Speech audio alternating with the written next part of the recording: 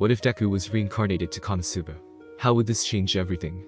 Before we start, I want you guys to subscribe to my channel, hit the like button, and also share this video with your friends. It will really mean a lot to me. You can also check other what ifs on the channel. The like aim for this video is 200. Your support keeps me motivated to bring more amazing what ifs for you guys. Now let's begin. A show of power. Izuku found himself unable to sleep. The first few nights he'd spent with Chika and Liza were difficult, due to how easily the girls cuddled up to him at night, but he had gotten over it rather quickly. As much as he was a hormonal boy, he saw them as victims of mistreatment, and wouldn't dare to even have lewd thoughts about them, at least not until they were mentally healthy and were pretty clear on their interests. Then he had noticed that the bed and the covers were getting uncomfortable. At first he chalked up this feeling to the fact that he finally was settling into this world, and the change in terms of technological setting was finally catching up to him. Megumin, however, was kind enough to explain to him later on that druids, like many other classes meant to dwell deep within the wilderness, had a negative side to their passive comfort in the wild. They were actually unable to find comfort in cities and fancy settings in general. It wasn't exactly a crippling blow, but it was still shocking. Izuku had been able to cope by giving the bed to the former slaves, and him taking the floor to sleep. Things usually devolved into waking up with Liza at his back, and Chika being all over him. It wasn't uncomfortable at all. In fact, he was getting used to it, until tonight. Why did this happen? Izuku thought in distress as he watched Megumin, who was sleeping with a peaceful expression on her adorable face, in his arms. After returning from testing the Big Bang spell, Izuku had insisted on finally knowing where Megumin was renting her room. The petite crimson demon had insisted long ago that her sleeping quarters were cheap, safe and comfortable enough, but had refused to share their whereabouts. Izuku had been understandably worried about this, as such a cute little girl would make a prime target for unscrupulous people, who would offer accommodation in exchange for favors. That's why he followed her by taking the shape of a domestic cat. When he found out where she was sleeping, "Why do you have to be so reckless?" Izuku screamed in his mind while lightly caressing the hair of the petite arch-wizard. "You only needed to ask for help." Megumin had been sleeping inside a hollow tree trunk. When Izuku confronted her, she had been truly embarrassed. It took a lot of convincing, and even some harsh tones, but in the end, she had confessed what she had been doing with all her money. Izuku nearly had a heart attack when he learned that her family was going through dire straits, and she was sending pretty much every coin she earned back home. That's what had forced him to take such a drastic measure. He couldn't stop her, because he would do the same if he could. He couldn't give her more money, because he understood that she would just send it too. He did the best he could. He made a pact with her, so she would only send 80% of all her winnings, and give 20% of said winnings to the party coffers. In exchange, he would supply food and shelter for her, permanently. With a face that resembled a tomato, the petite crimson demon had accepted, declaring that she was now under his care. "Why are you doing things to me?" Megumin suddenly asked in a whispery voice, opening one eye to look directly into Izuku's eyes. "I thought you liked me." There was some dejection in her voice, as if she had expected this to be a magical night out of a romantic novel. Izuku then remembered that this was a medieval society, and that Megumin was a Chinibyo. Of course she expected such things, even if she didn't understand the implications. Izuku was silent for a moment, something that made Megumin sad. She had thought that a crush was going to be hers tonight, but apparently he still saw her as a child, unfit to be by his side as a lover. The moment she tried to roll away from his arms, though, he hugged her, not only showcasing strong arms, but strong feelings, for her. "It is because you are very important to me that I won't go any further."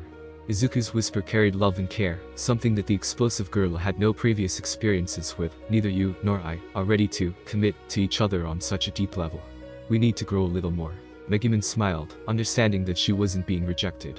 She also felt a little bit of relief, as she wasn't sure how to act when doing things normally associated with being lovers. "So, when both of us grow a little more," the petite arch-wizard trailed off a little bit, but was happy to receive a nod from the green-haired druid. "Can I have a kiss?" Megumin's request was made with a massive blush on her face. "Yes."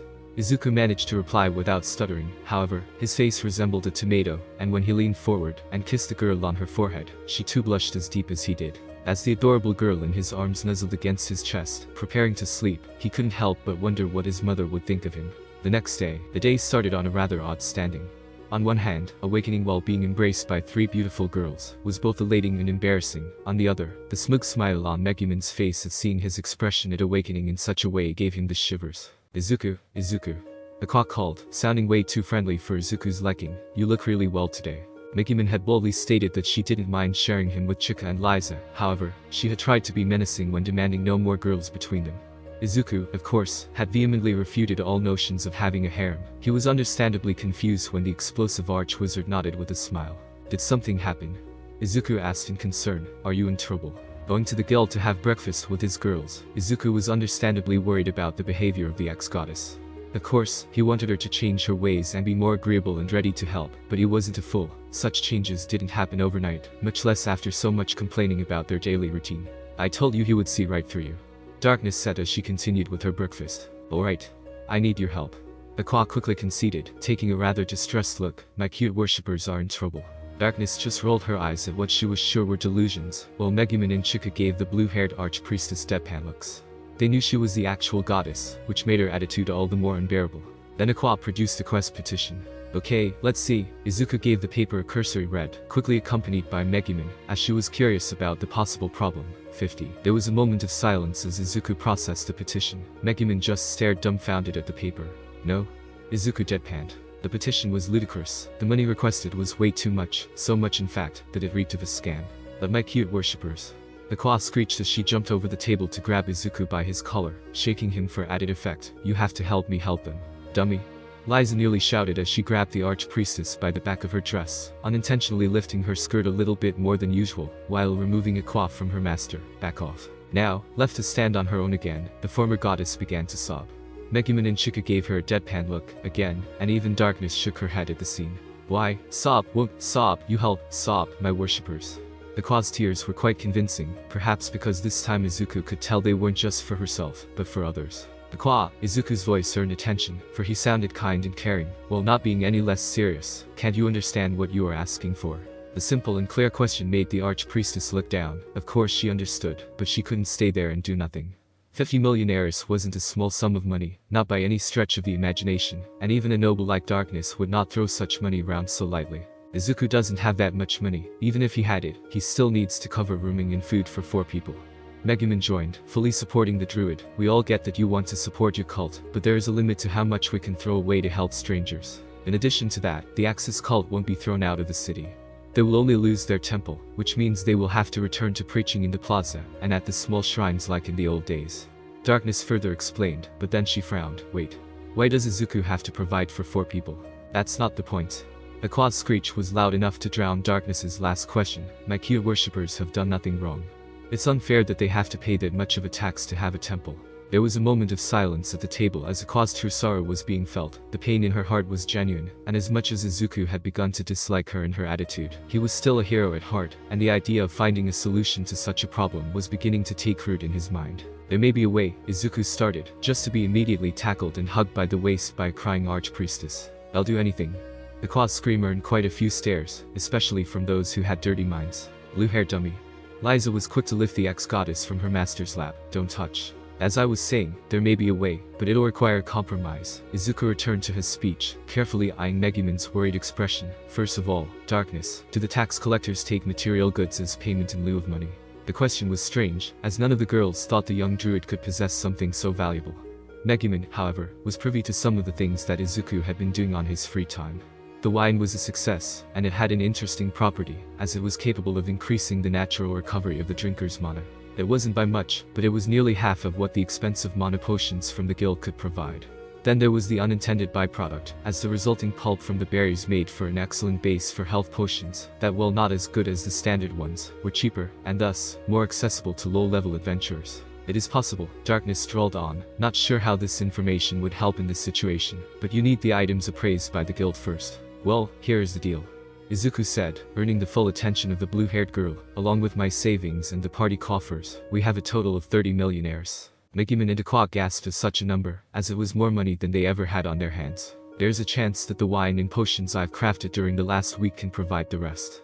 Izuku's words brought tears of happiness to Aqua's eyes, as she could clearly see her worshippers being saved. However, this means having to deal with no money whatsoever for a time. The fatalistic truth was like a slap to the face. Aqua knew that there was no way to convince her party members to fall into poverty.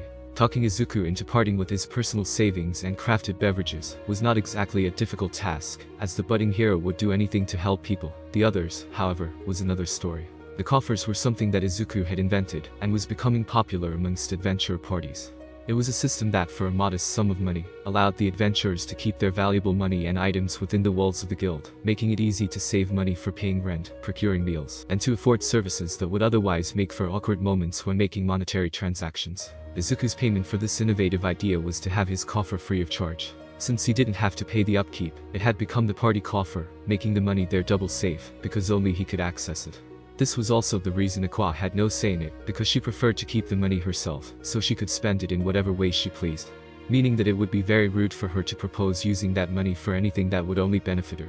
Even if we look at the best case scenario, Megumin added, looking so serious that it was like she was faking a deeper voice just for the cool factor. You are asking us to give up everything for nothing in return. That's not, Aqua was hit with the realization that there was no way to return this favor in such a way that her party members would accept, unless I remove the seals. Aqua's declaration was thrown in a low voice, surprising both Izuku and Megumin. Darkness was now confused. What seals? Really? Izuku was caught off guard by such a declaration. Before Izuku could jump the gun, Megumin quickly took his arm, pulling him to her side. I'm not against it. Megumin whispered into the ear of the young druid, but be mindful of the slavers in the Church of Eris. Izuku's first reaction was finally tempered by the petite archwizard's warning. Having the slaves healed, dressed and happy was one thing, but removing the slave seal was another. If it became public knowledge, anyone would be able to kidnap the demi-humans and turn them again into slaves, with him being unable to legally fight back. What do you propose then? Izuku asked, making the petite crimson demon smile at such a level of trust. Do the unsealing in a private room, and then place fake seals on Chika and Liza. Megumin whispered her plan. I can help with the magical signature. Can someone explain what is going on? Darkness finally asked aloud, although with much less annoyance than one would expect, especially the part about Izuku providing for. Aqua is in need of a lot of money, and has agreed to perform a very powerful magical service, in return for such aid.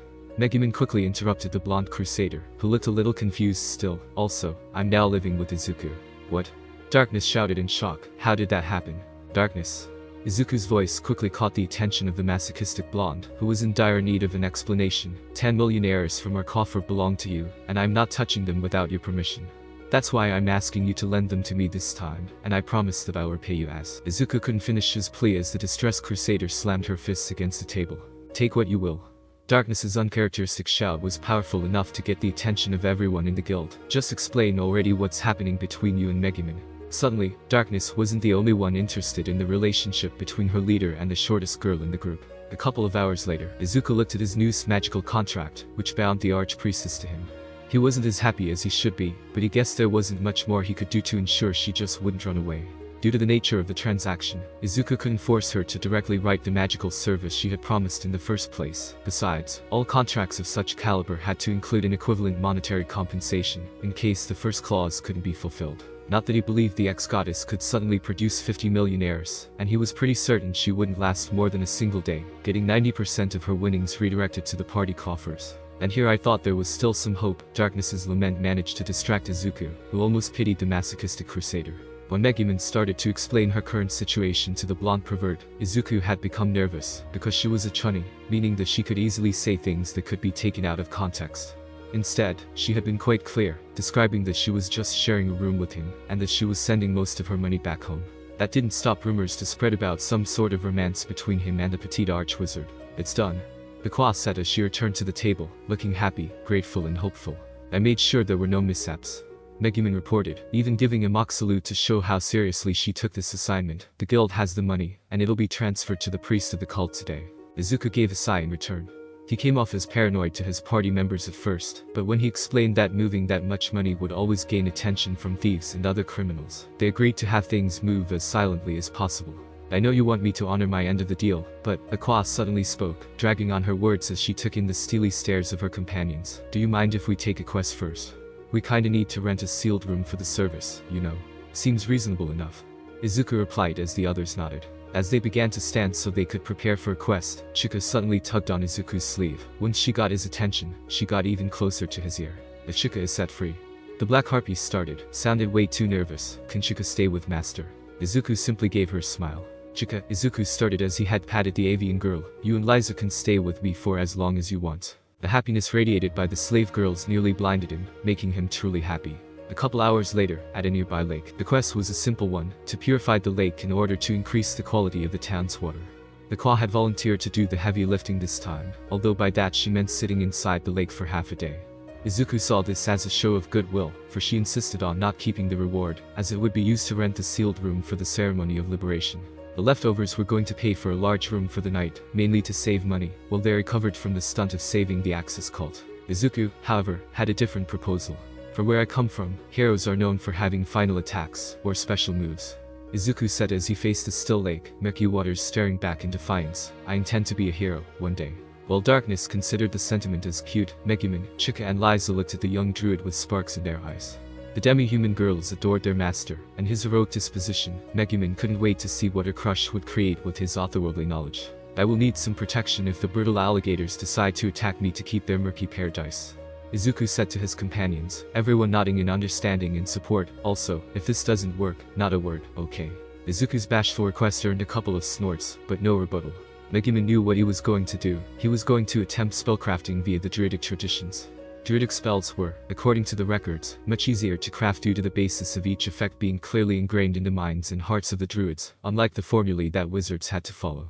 However, druidic spells were considered sacred, meaning that to create something new, it was required to utilize a druidic circle, and to commune with nature, until the spells were approved. Simply crafting one was supposed to be impossible, as it would mean that the druid in question was favored and loved by nature itself, a notion most ludicrous. With a calming breath, and a simple extending of his hands, Megumin noticed that the whole area had gone silent, becoming attentive to the being that was about to speak. Mother Nature, ruler of life and death, heed my call and listen to my heart. First, there was a feeling in the ground. Their first thought was that it was a slight tremor, but softer, more akin to a heartbeat. While Megumin's face was one of surprise at the very notion of the spell actually working without passing it through the circles, Aka's expression was akin to being told she was in the presence of something divine, that wasn't her. Take the chaos and ruin before me, crush it, break it, and consume it all. Vines emerged from the center of the lake. Unlike the ones he used as whips, these were thicker, like the branches of an old yet big tree. These vines sported massive spikes, whose length could easily pierce through the chest of an adult.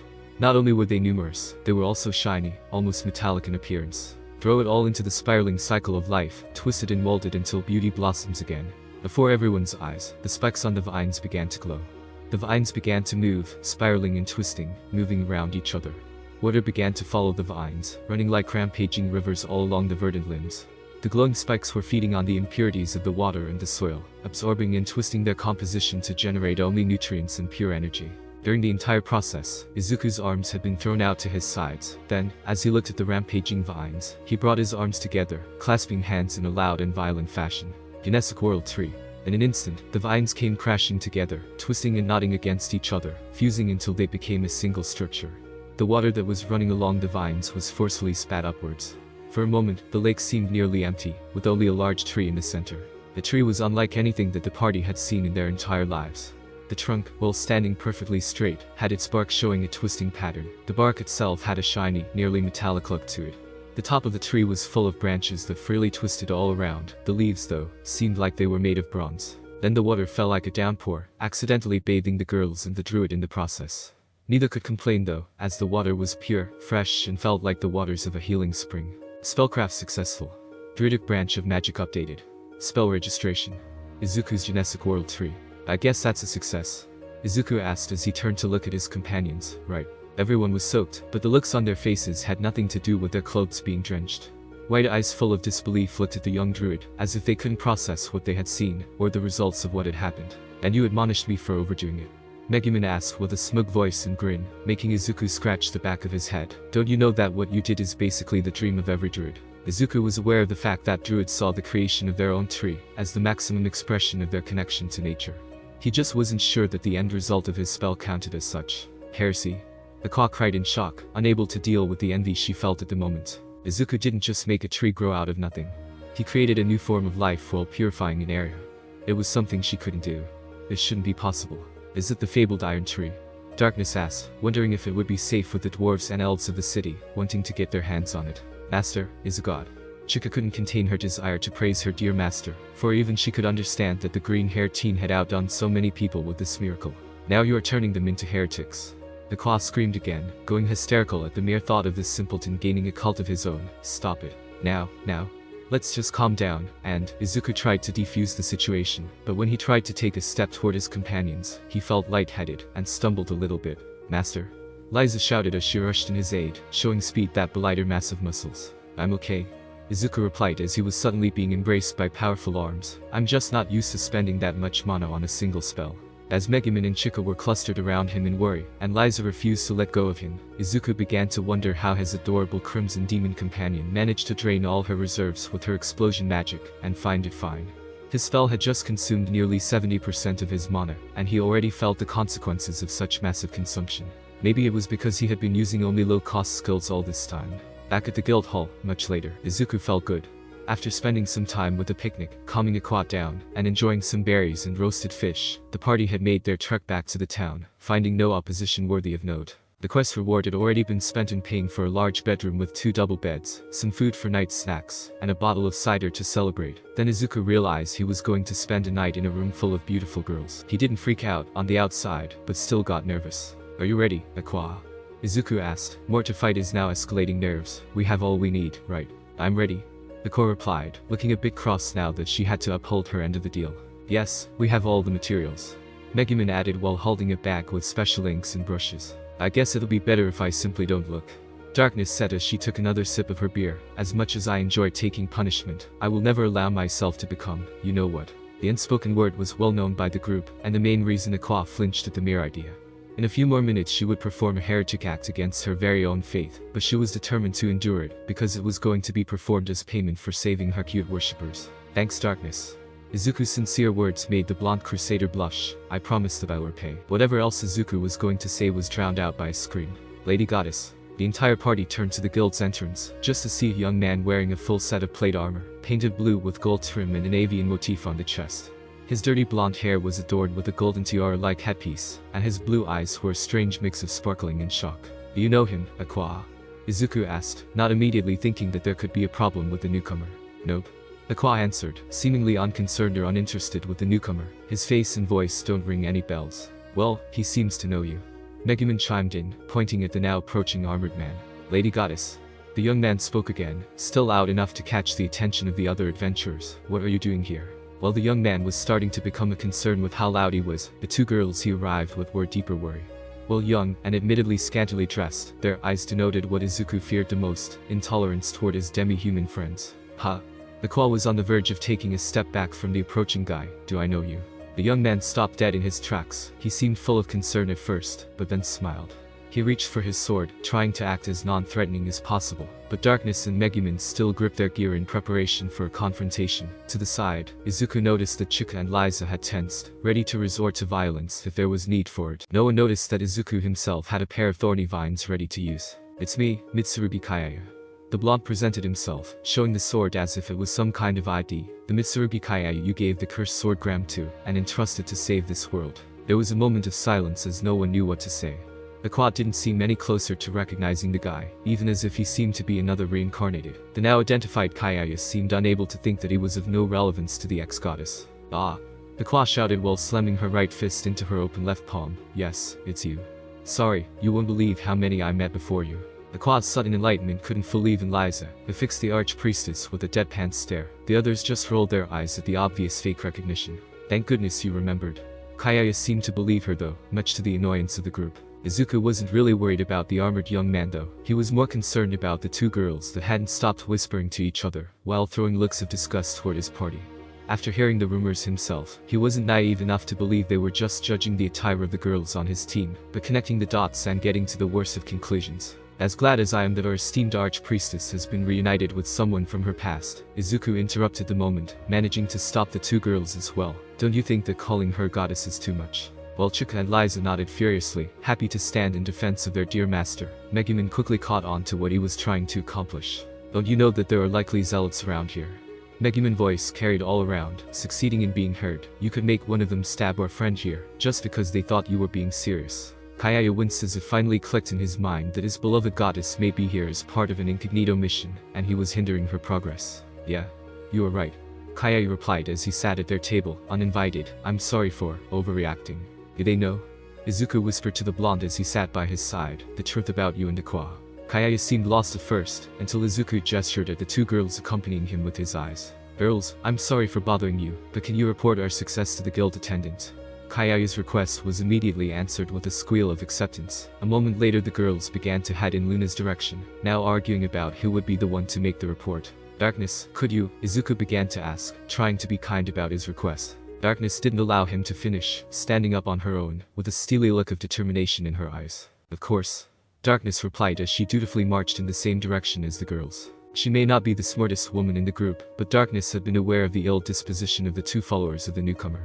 The way they looked at the young druid, her charge, the purest heart she had ever met, it made her blood boil. She just couldn't risk them going around spreading falsehoods and ill rumors. What about them? Kayaya asked as he noticed that neither the arch-wizard nor the slaves were going away.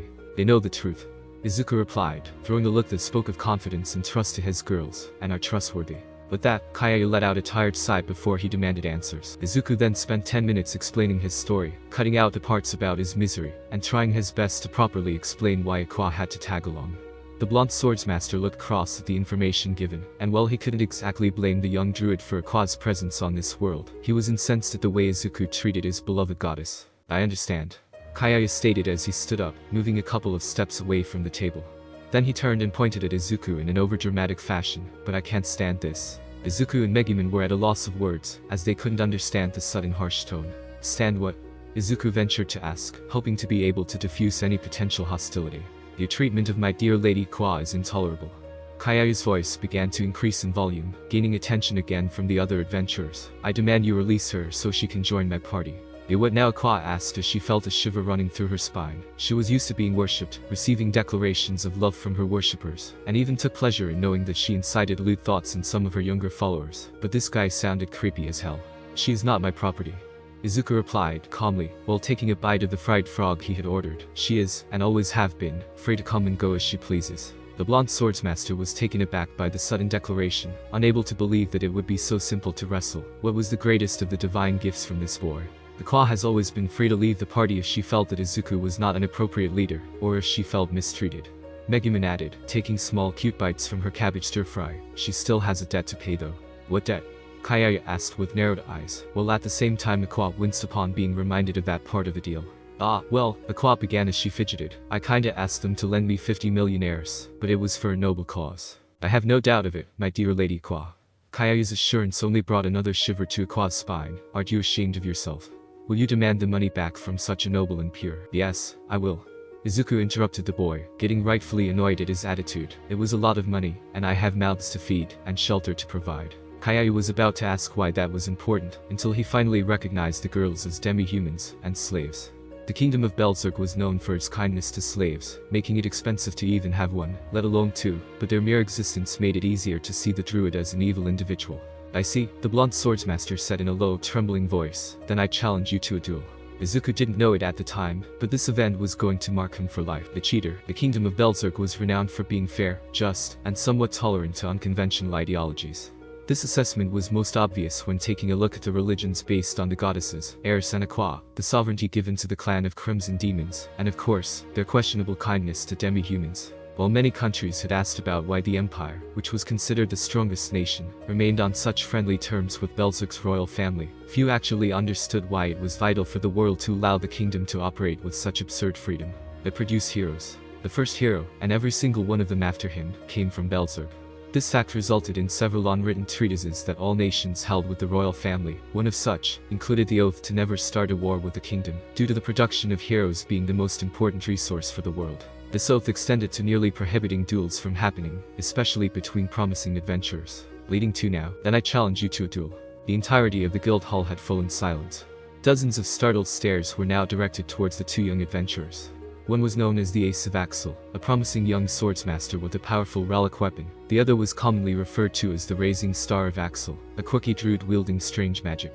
But what now? Izuku's question may have thrown Kayaya out of balance, but for the rest of the adventurers, it was a perfectly reasonable question to ask. The green-haired boy was a spellcaster, the blonde guy was a warrior. To the audience at large, the challenge was unreasonable. A duel. Kayaya repeated, his voice lower, but still serious. If I win, you'll free Lady Aqua from this ridiculous debt. There was a moment of silence as everyone waited for the rest of the challenge to be issued, and even longer for rejection. When no other words came from the blonde swordsmaster, Izuku felt the need to push the issue further. And, if I win? Izuku's question seemed to irk the self-proclaimed hero. What do you mean by that? Kayaya asked with a twitching brow. Things will remain as they are. The silence that resulted from such a declaration came from the room's inability to understand the gall of the young warrior. I refuse. Izuku replied, and then turned to continue with his meal. His companions followed suit, infuriating the blonde in the process. What? Kayaya screamed in outrage, unable to believe that someone would turn an honorable duel down. You are not supposed to refuse a duel. Murmurs began to erupt amongst the onlookers. However, instead of calling up Izuku's cowardice, the voices began to criticize the blonde swordsmaster. Actually, Megumin began to reply instead of the young druid, directing a smug grin toward the self-proclaimed hero. You didn't issue a duel. Your wording is closer to an extortion. Aren't you ashamed of yourself? Kayaya gaped like a fish out of the water, seemingly unable to understand what part of his heroic speech could be considered an attempt at extorting the young druid. You're demanding high-value things through threats of violence. That's extortion. Izuku explained after taking a sip from his beverage, which thankfully had no alcohol. Don't get me wrong. Even if you were to offer a proper duel, I would still refuse. What was improper about my demand for a duel? Kayaya asked aloud, anger evident in his voice. Honorable warriors are not supposed to refuse duels. There was yet another moment of silence in the guild hall. None of the veteran adventurers could believe their ears. It was one thing was to try extorting the young druid, but quite another to not understand the laws of the kingdom. To begin with, darkness broke the silence as she returned from the desk, closely followed by the companions of the blonde warrior. If you are going to demand something through a duel, you must offer something of similar or greater value. Otherwise it's extortion. Kayaya looked like he had just swallowed something very sour. He wasn't used to being lectured, especially on his sense of justice. Even so, the blonde girl that followed Kayaya began to say, trying to get behind her leader, he shouldn't refuse. Anyone challenged to a duel has the right to refuse. That is the law. Darkness continued, glaring at the girls that seemed to think that the blonde swordsmaster was some kind of true hero. The only types of duels that cannot be refused are duels of honor and magic duels. The blonde warrior grinned at the last bit. So, if I challenge him to an honor duel, Kayaya started, just to be interrupted yet again. Are you a noble? Megumin asked, her smug smile screaming that no matter the answer, she had already won. Ugh, the blonde swordsmaster didn't seem to want to reply, but knew he had to. I have no title. Only nobles can issue a challenge for an honor duel. And even if you were such, only nobles can accept such challenges.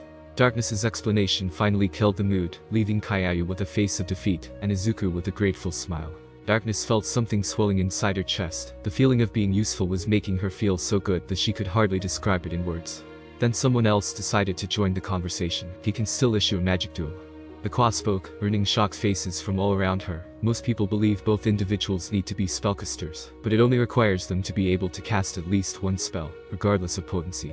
Izuku felt betrayed. While spellcasting classes had the wider variety of spells, most other classes had a couple of spells at their disposition.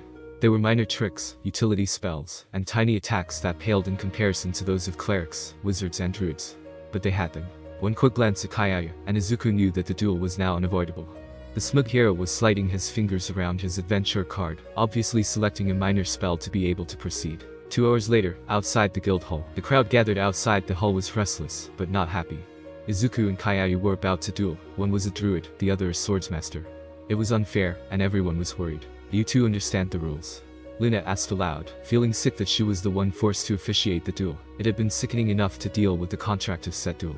The blonde warrior had been really upset after learning that he still had to offer something of equal or greater value to what he wanted to obtain, but he was confident on his skills and his divine treasure. That's why he offered his precious relic weapon known as Gram, as he couldn't offer less for the freedom of his lady goddess. As usual, the contract also included a safety clause stating that he could pay 50 million Eris instead, not that he had them in his pocket. Yes, I do. Kayaya replied, unsheathing his sword. He was grinning, earning scowls from the audience, as his actions were borderline villainous. The rules stated that no spells could be cast between the acceptance of the duel and the moment it officially began. Reading weapons didn't break this rule, much to Izuku's disadvantage. I do, Izuku replied, grimacing at the prospect of engaging in combat with someone who should have been a friend in this strange world. I just wish we could have resolved this peacefully. Lina and pretty much everyone else nodded in agreement. You had your chance when I told you to forgive her debt. Kayaya's rebuke just earned him further face palms and groans, for no one had forgotten how he had demanded things in an irrational way. Now you must face the consequences of your stubbornness. Luna threw a distressed look at Izuku, silently begging him to surrender, and file a complaint against his sort of deplorable behavior. Izuku just sighed and waved at her to not worry about it. Luna was understandably confused at the smug expressions of Izuku's companions. Remember that duels don't have to be to the death. Begin. At Luna's shout, the duel started. Kayaya quickly slid into motion. Right foot thrown forward, to counterbalance swinging his sword back. Left hand placed over the blade to activate the different effects that would grant him instant victory. And tracing his path with his mind to prevent mishaps. The blonde swordsmaster traced the entire move in 1 second.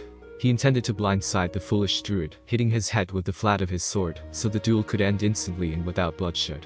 It was the heroic thing to do. Then he noticed he couldn't move his sword. What? Kayaya was caught off guard by the sudden resistance. Looking at his weapon, he noticed that the hilt had been thoroughly enveloped by thorny vines. These vines, however, originated from cracks in the ground below him. Then he noticed more vines coiling around his foot. God. Kayaya couldn't help the high-pitched scream of surprise as he was suddenly turned upside down, his body now suspended in the air a couple of meters from the ground. His sword Gram, his beloved divine treasure and badge of honor and authority, was now firmly tied to the ground by thorny vines. Kayaya. The blonde's followers screamed in distress, unable to believe that their leader was now in such a precarious position. It took Kayaya a couple of attempts to stop reaching for his sword before he tried to reach for the utility knife in his boot. I wouldn't do that if I were you. Izuku's calm voice earned everyone's attention. It is already difficult to stop you from falling into the iron thorns. One look at the ground below him was all it took for the swordsmaster to freeze. Just above his head, a bed of long and sharp spikes awaited him. It was obvious that his armor would not protect him, and without the passive bonuses of Gram, he would probably not survive being impaled. Can you surrender? Izuku asked with a mellow smile and a sweet voice. Please. The crowd began to snort and then laugh at the scene.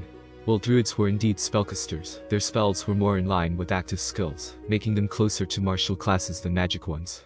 Luna was openly laughing at having pieced together what had happened. Izuku had never moved while the duel was being prepared, and had instead used his vine whips to prepare a trap. Cheater. Kayaya screamed, both full of fear for his life, and outrage at being defeated when he was supposed to be the heroic victor. You casted a spell before the duel started. You demanded a magical duel, what else did you expect? Megumin shouted in response, going as far as posing to bring his sword to a magic duel. How ludicrous. To be honest, Izuku had no idea if his plan would properly work, or be allowed at all. But his guess was that since he hadn't cast anything between being challenged and the start of the duel, moving his vines would be considered a similar act to reading a battle stance. Mr. Kayaya. Luna called from her spot, serving as referee for the duel. When I asked if you understood the rules of a magic duel, you said yes. The laughter was getting louder now, and both duelists were blushing. One felt humiliated, the other didn't know how to handle such a level of attention. I suggest you to take the offer to surrender, Mr. Kayaya. Luna continued, using a more serious tone. If you die to his spell, he will be free of criminal charges.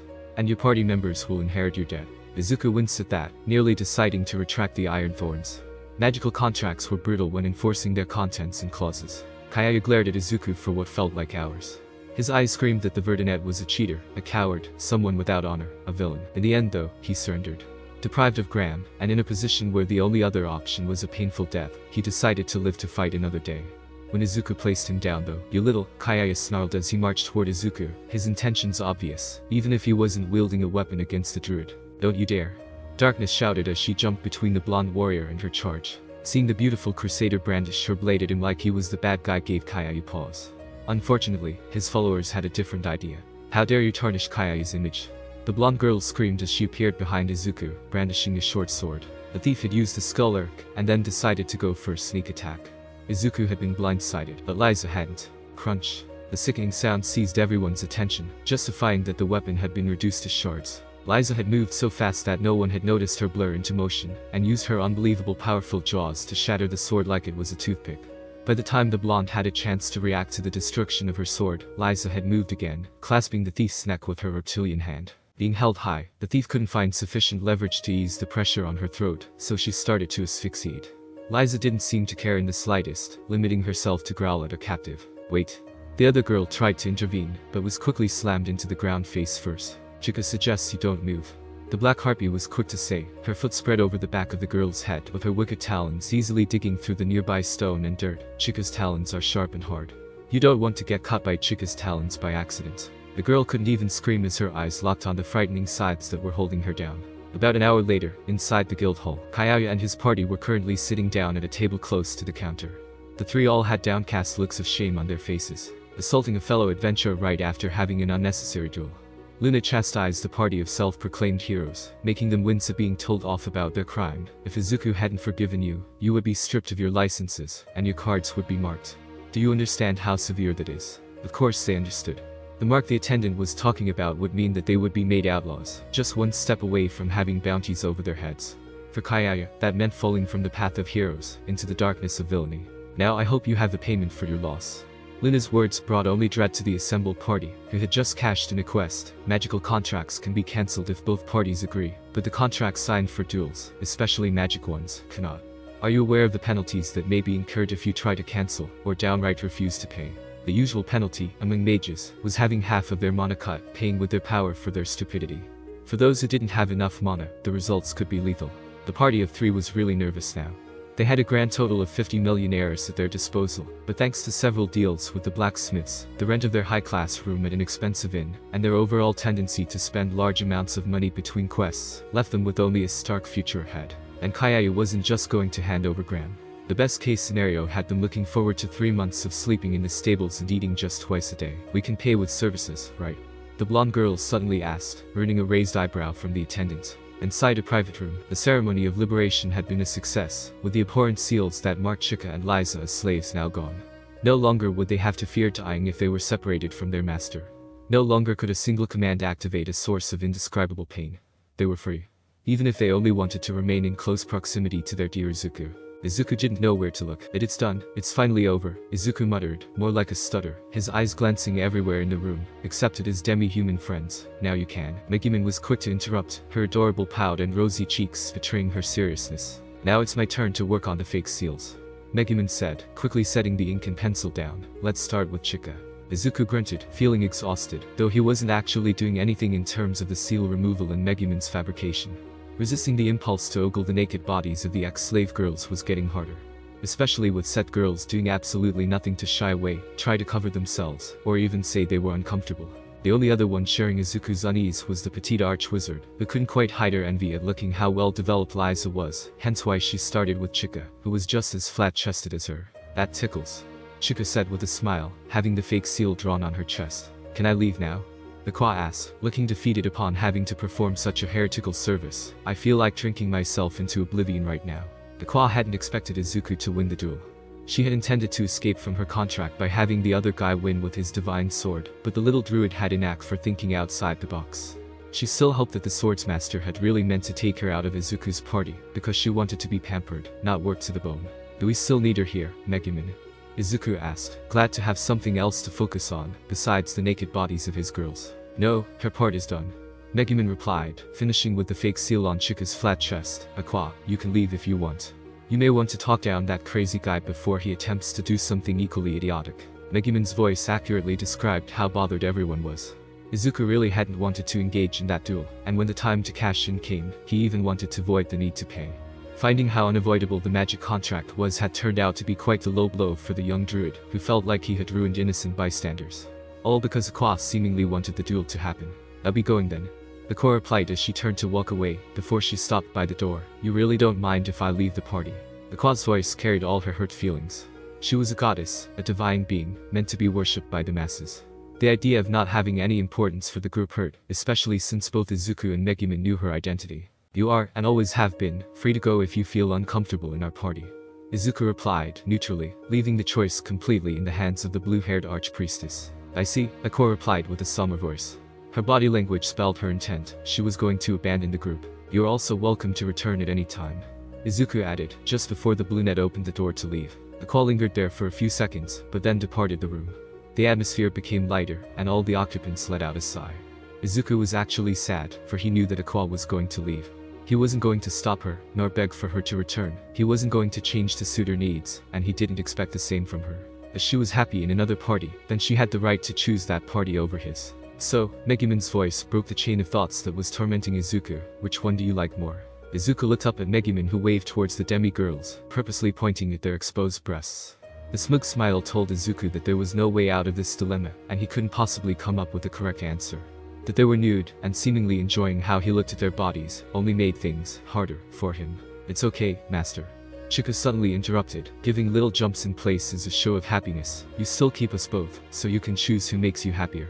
Izuku knew that the choice had become even harder, especially when Liza nodded at Chika's words. Megumin impatiently tapping her foot wasn't helping at all. A little bit later, Izuku finally managed to escape the room. He was visibly flustered, blushing like a tomato and feeling like a pervert. Not a word, Izuku said to his girls, who nodded without hesitation, or stopping happily smiling.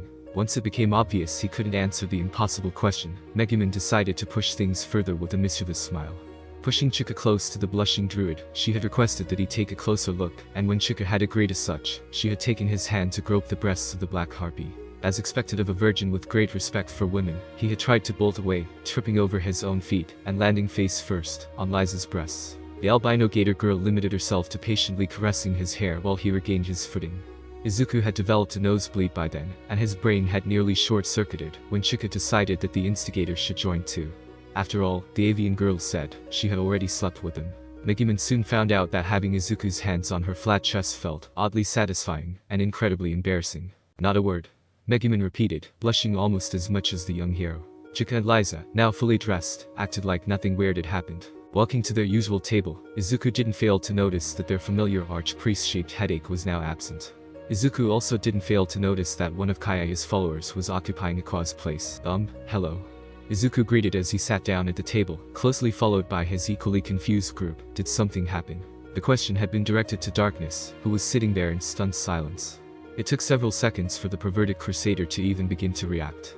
There was a shudder, a sigh, and then a facepalm. This girl, Darkness began, taking a weird tone, as if trying to show pity, but unable to stop feeling pleasure, was left behind by their party as payment. In less than a second, Darkness got a vine wrapped around her head, specifically covering her mouth. So, Izuku began, again, this time looking at the girl. What happened? Now that he could look at her more closely, Izuku could notice her pink hair, childish facial features, and of course, how revealing her outfit was. The eyes of the girl in question gleamed with unshed tears, and it was obvious that she was fighting her need to cry. This is your entire fault, you cheater. The girl finally replied, if you hadn't cheated in that duel, I wouldn't be here, and Kayaya's name wouldn't have been ridiculed. First, Izuku is not a cheater. He is a druid, and fought like a druid. The other guy was at fault for not expecting the obvious. Megumin was quick to defend Izuku, quickly followed by energetic nods from both Chika and Liza. Second, you still need to answer his question. Why are you here? We were expecting that ridiculous sword, or a sack of gold. The pinkhead was taken aback, and looked ready to start a verbal fight. But then her demeanor changed, giving the impression of being left without strength. I signed a contract to pay instead of Kayaya. The girl finally replied. While she wasn't loud, the surrounding adventurers quieted all of a sudden. He and the others went to take quests to gather the money. Will they do so? I'll work for you, paying the debt bit by bit. Izuku had a shocked look on his face, and Megumin seemed to share the same sentiment. Just as quickly as he had gagged the masochistic crusader, he removed the vine, silencing her. Darkness looked more upset at having her new toy removed than for being silenced in the first place. Tell me this is a joke. Izuku nearly begged to the only one who could dispel this horrible scenario. I'm afraid it is not. Darkness replied in all seriousness. I can't believe she is this lucky. Izuku wisely decided to ignore the now babbling blonde crusader. Okay, let's clarify a few things. Izuku started, giving a worried look to the pink-haired girl, who still looked ready to start crying. What do you mean by working for me? Izuku was understandably worried about all of this. First, what kind of bastard left a girl as payment for a debt of such caliber? Second, what kind of person agreed to shoulder such a burden? And third, what the hell did he do to deserve this? Don't get any weird ideas, you freaking demi-lover. The girl shouted while leaning away from him, while crossing her arms in front of her chest, as if trying to protect her virtue. This is only a formality. Kayaya is surely about to finish his quest and walk in with the money to free me from your filthy hands. Izuku, unable to comprehend what was going on, turned to Megumin for help. That probably means that she is shouldering the clause of the magical contract. Everything she earns will be given to you as compensation, at least until the debt is paid in full. Megumin's explanation finally answered the main problem, and then she continued, demi-lover is an imperial slur. It means someone who loves demi-humans like they were humans. It doesn't hold too much weight in this kingdom though. Izuku quickly understood that it was still some sort of insult. He decided to take it as a badge of honor though. Alright, I'm done with today. Izuku finally recognized his exhaustion, surprising the pinkette, but earning nods of approval from the rest of his party. Let's go to our room to get as much rest as possible. Tomorrow, Izuku took a moment to look at his party, and then take a look at the newcomer. The pinkette was taking turns between glaring at him and looking at the entrance of the guild, obviously expecting the swordsmaster to enter with a sack full of gold to rescue her. You know what? We can use a free day after everything we went through.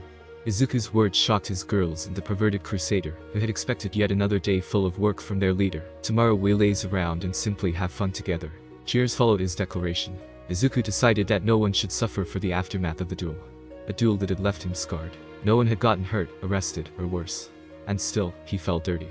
Izuku had taken from someone through right of conquest, an archaic concept that went against his core values, and because of that, one girl was now left in utter despair. It didn't take a genius to understand that the girl had been abandoned. Izuku couldn't help but wonder why that guy, Kayaya, didn't offer all his money, his gear, or even work off the debt himself. It was pretty obvious that the bastard wasn't going to come back, not when it meant losing everything to save someone who meant so little as to leave behind over money. It's okay, Kayaya is already on his way back, the girl muttered to herself while looking down at the empty table. Any minute now, he is going to come through that door, with a smile on his face. Her vision was beginning to cloud over with tears. She couldn't understand why. Why her, and not the other girl? Was it due to her skill at opening locks? Or, did she have better skills in romance? Maybe Kayaya really liked her more seductive antics. Her lack of decorum. Or, was the brunette the replacement she had feared all this time? As the pin cat began to fade into the darkness of her own mind, a plate full of fried frog appeared before her. "Izuku bought this for you, miss," one of the waiters announced, earning the attention of the pin cat. He also said that when Kayaya returns, you can look for him in the inn across the plaza. The pin cat nodded in confusion, trying to rationalize this outcome as a cheap trick to gain her trust. She still ate the food though, as she hadn't had a chance to eat since returning from the previous quest. Next day, late morning, Izuku and company arrived at the guild hall, not to take quests, or to barter for goods. They just wanted a quick bite to eat before moving to the shopping district, pay a visit to Wiz, and finally waste time relaxing in order to gather strength for their next quest-taking spree. They didn't expect to find the pin cat sitting at their table, much less see her with bags under her eyes. "Are you alright?" Izuku meekly asked after a few minutes of silence. The girl pouted, really hard, as if trying to resist. But in the end she gave in, and began to answer. "I had to sleep in the stables. It was horrible," the girl said, her voice sounding somewhat distressed. "The stables?" Megumin asked, horrified at the news. "Didn't your party rent a room at the inn?" The petite archwizard knew very well that sleeping in the stables was very dangerous. Girls needed to sleep in groups, or have trustworthy male companions, as there was no shortage of perverts in Axel. Such a danger was exactly why she had opted to sleep inside a hollow tree trunk. "Kayaya left town yesterday, he returned his key." The haunted reply told its own story, one that revealed how little hope the girl held now about being saved. "Kayaya left me, he didn't even leave me any money to buy food." As tears began to flow from the eyes of the broken girl, Izuku and his girls exchanged glances, worried looks now intertwined with glances full of pity. Without exchanging a single word, the party came to an agreement. "Why don't you order something? My treat," Izuku suddenly said while handing the menu to the girl. "The magical contract may drain any Eris you earn, but we can still give you anything you need." Darkness offered, knowing now by heart how Izuku managed the team. "We'll have to go over a couple of rules though, like the sleeping arrangements," Megumin added, noticing the flinch of the pin cat, as well as the lack of verbal rebuttal, "but that can wait." Izuku's chuckle forced the girl to finally look at him, at his face, his eyes. The boy looked sincere, even more than Kayaya. "Yesterday we met under bad pretenses, let's start again," Izuku said, reaching out for a handshake. "My name is Izuku Midoriya, and I'm a druid, nice to meet you." The girl was taken aback. She actually expected this party to start laughing at how she was abandoned, her current helplessness, and the fact that she was at their mercy. Instead they all seemed to be ready to help her stand once more after such a disgraceful fall. "I'm Megumin of the Crimson Demon Clan." Megumin presented herself, not failing to make a pose. "My name is Darkness, the sword of Izuku." Darkness decided to join the Chunny act, at least, Izuku hoped it was an act. "Chika." The Black Harpy revealed her name to the new girl. "I, Liza." Izuku decided that it was the best the gator girl was willing to say. The pin cat started, seemingly overwhelmed by the warm welcome. "My name is Ila, nice to meet you." As Ila took Izuku's hand, the boy decided that he was going to do everything in his power to make Kayaya regret his choices. Green unleashed, Ila was having trouble reaching a solid opinion about her new party leader. On one hand, she hated him, having seen her beloved Kayaya humiliated by the underhanded tactics of the green-haired druid, filled her heart with dark thoughts. On the other hand, she couldn't help but to admire him as he had a devotion to his party members rarely seen before, showcased by how he had taken to heart knowing them, not just their strengths and weaknesses, as well as planning for all contingencies the party might face in the field. Unlike Kayaya, who hardly remembered her name, much less her class and skills, Ila also noticed certain similarities, like both male leaders being surrounded by an all-female party. Unlike Kayaya, though, the young druid seemed aware of the feelings of his companions, and had accepted them. She had mixed feelings about this. Kayaya seemed to avoid any level of romance when she and the thief were together, but had agreed to take her to his tent in the night, while the other girl wasn't present. The mental image of the other girl getting the same treatment made her shiver. "So, what class are you?" Izuku asked to the pin cat, bringing her back to the present with a start. "If you have a specialty you need to tell me too. Having the right tools and equipment is key out there." The pink-haired girl grumbled a little bit, not knowing if she was still upset about being questioned, or pleased at being noticed and considered part of the group. "I'm a ranger." Ila's answer was barely loud enough to be clearly understood. She noticed the puzzled expressions of the druid and his party, getting flashbacks to the day she met Kayaya. Back then she was ready to do anything to impress the hero, to claim him as her own. The thief had more to show though, flaunting not only her feminine assets, but her skill at lockpicking, stealth, trap disarmament and appraising. The only thing she could present was her ability to recognize the properties of plants she touched and never get lost in the wilds. Another expert of the wilderness then? Darkness asked, making the Pinket wince. Redundancy is what most likely made Kayaya choose her as the sacrifice, and it would probably lower her worth for this party too. The druid was obviously a much better choice as an expert of the wilderness than she'd ever be. What about the specialty? The diminutive arch-wizard asked, to which the Pinket averted her eyes. Something you're good at. There were things she was good at, of course, but she wasn't better than anyone else. I have good dexterity, Yula began, voice growing fainter as she tried to continue. I can set basic traps, and cook simple things. She was level 15. She should have been better at her specialties. Maybe even reach an advanced class. Traveling with Kayaya had hurt her growth. She was aware of that now. But at the time that didn't seem to matter at all. She and the thief had no need to do other things than field support and carrying light loads, setting camp, and being praised for their moral support. Kayaya had done almost everything on every quest they had taken, from killing the target to destroying impossible obstacles. She doubted the druid would settle for a cheerleader. A sniper then? Izuku asked, showing a kind smile that made the Pinket grimace. We can certainly benefit from ranged support, and someone who can actually cook. The druid had great expectations of her then. I agree. The little crimson demon added, making the girl in question feel bad. Someone who can shoot arrows at things that escape our crusader will be great. No one has ever passed me. The blunt crusader suddenly said, startling Yula as she thought some rebuttal would come. It would be great to eat more things than berries when out in the field though. No offense, but jerky is not the best way to eat meat. Yula couldn't take it anymore. This wasn't an interview to get into a much desired party. This was a review of her skills to survive the burden she so foolishly took from Kayaya's shoulders. Wait. Yula's shout got everyone's attention, including those outside the party. I can use a bow, that's true. The Pinket said as she began to fidget, but I need time to line up the shot, and I get easily tired of holding the arrow in position. Yula felt the eyes of the druid's party land as one on her, so she looked down before continuing. I can set traps. The voice of the ranger was becoming even smaller, but they can only hold tiny animals. Tears began to form at the corners of her eyes, feeling completely useless against a party that had to be top-notch in order to have been able to defeat the great Kayaya. And I barely know how to make sandwiches and juice. Yula, without needing to look at the druid, could tell that she would be sent to the market to sell things at some random stand. Perhaps being used as an extra waitress at the guild if lucky enough. In her mind and heart she knew she was to blame for her mediocre skill set, that she should have trained, even if Kayaya didn't need the help. I see. Izuku spoke, taking a thinking pose. The crossbow should help you then. Yula blinked in confusion. She wasn't expecting support or understanding of any kind. The rest only needs to be trained with time and patience. Izuku's judgment had been surprisingly kind. Seeing the rest of the party nod in acceptance was also quite the oddity too. Izuku. Megumin suddenly called for their attention, with sparks on her eyes. Why don't you design a crossbow for her? A weapon created by Master. The Black Harpy asked in her whispery voice, still making the skin of the pink-haired ranger crawl. That's going to be awesome. I can make the blueprints.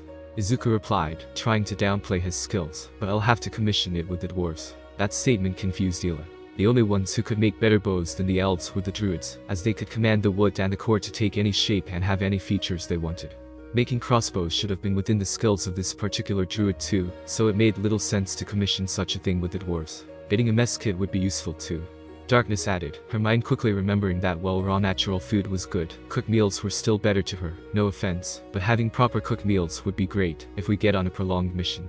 I can only make sandwiches though, Yula repeated in a low voice, trying to avoid setting high expectations. None taken.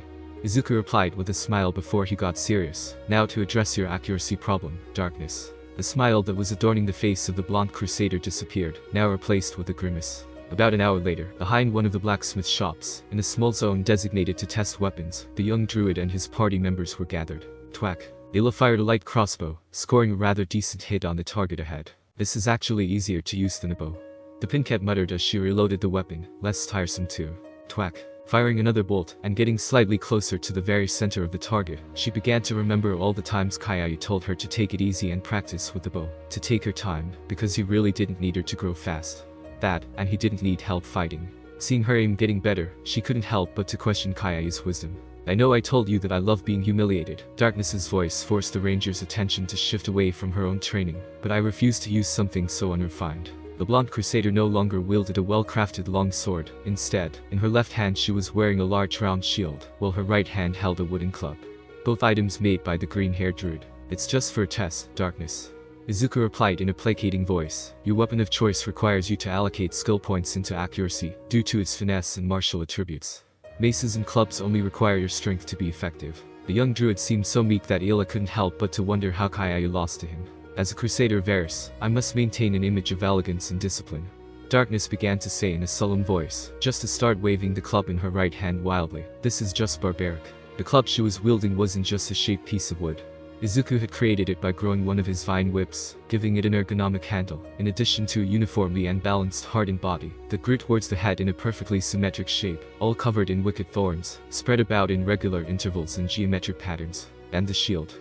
Darkness continued, this time hitting the shield with the club, creating a powerful sound that left little doubt about her strength. How am I supposed to enjoy being hit while wielding one? The shield was made with 2 hardened vines that had been coiled into themselves, giving it a rather beautiful spiraling pattern. The wicked thorns that littered the front and edge gave it the brutal and barbaric look that the Crusaders seemed to dislike so much though.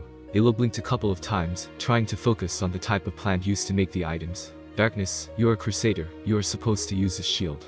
Izuku's voice carried wisdom and kindness to a level the ranger was not used to hear. If you don't want to use it to protect yourself, then at least use it to protect those weaker than you. Wait, Ila's voice suddenly caught their attention. Is that iron bark? I think they look good on you, Darkness. Megumin raised her voice, masking the question of the ranger. Since they look menacing, only the strongest will try to hit you.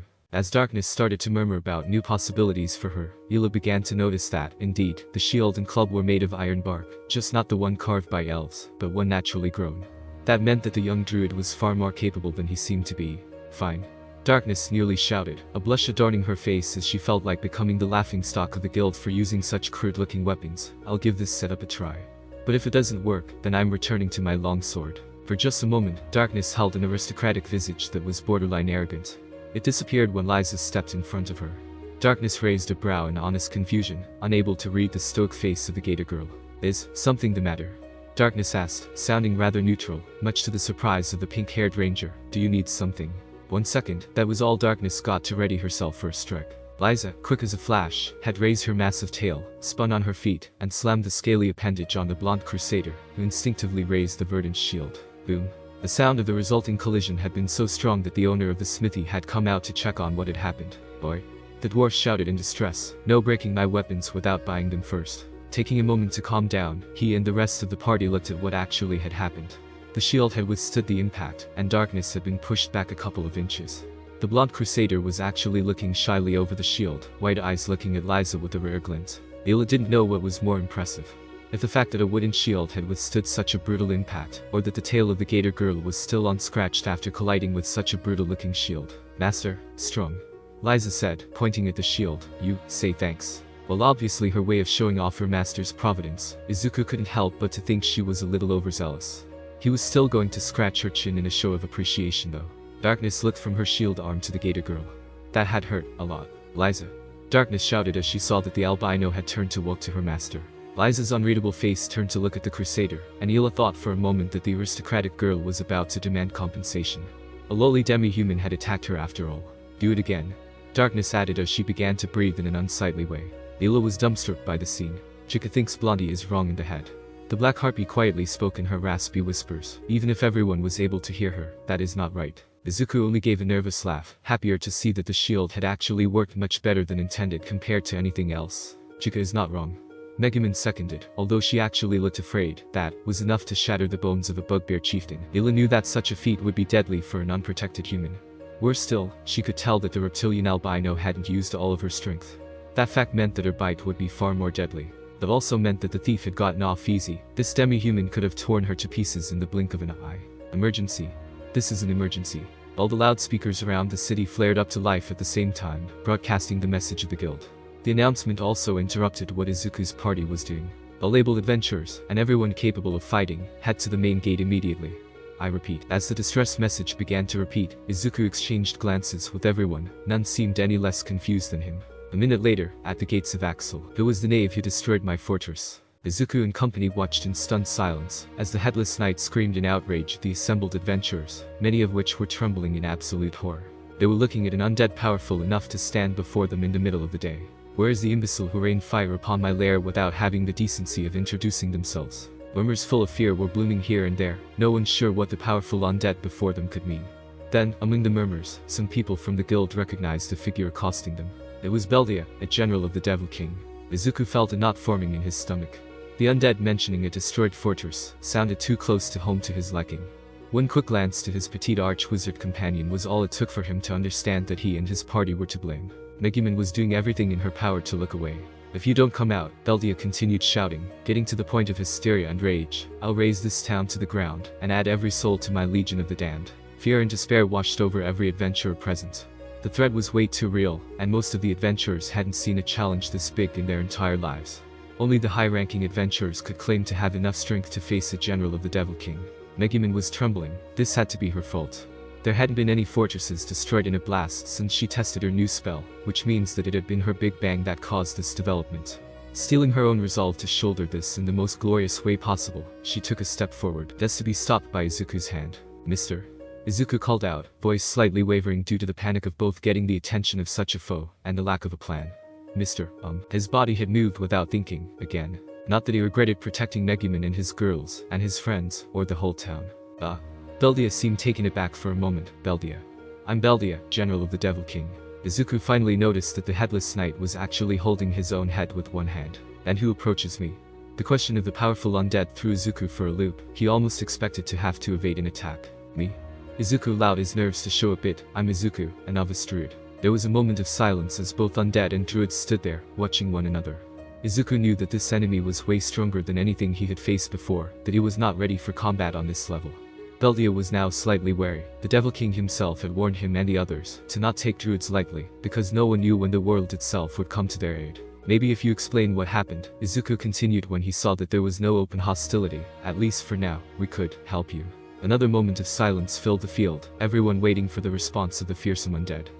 Beldia began to speak, and then, his demeanor seemed to change. "May have started off on the wrong foot here." Izuku blinked in surprise. "Certainly I was going overboard for a moment there, how unsightly." Beldia lamented, much to Izuku's surprise, "But you have to understand that losing such a perfect fortress, let alone the resources I had stored there, without receiving a proper challenge is incredibly rude." "I can imagine." Izuku conceded, and then he remembered that he knew who the culprit was, and that he had helped her. Day after day after day I had to return to my fortress just to find new holes and scorched walls." Beldia began to narrate his woes. One little girl dressed in red was suddenly at the side of the druid, and was very quick to interrupt. "That was my fault." Megumin shouted, surprising everyone, especially Izuku. "I had to practice my explosion magic, and that big and hard thing was the perfect target." "That was you," Beldia roared in anger. "Did you even check before firing away?" "I did." Chika flew by the side of her master, earning winces from everyone, even the Dullahan. Chika flew over the castle every time. Chika added, returning to her raspy whispers. "There were only dumb skellies there, not even a one weaver to order them around." Izuku moved without thinking again, pushing both petite girls behind him. "You three are together?" Beldia asked, for a moment remembering the time when he was a chivalrous knight, full of love for his maiden, a love betrayed in the name of a dumb religion. Three heads nodding were enough of an answer for the undead general.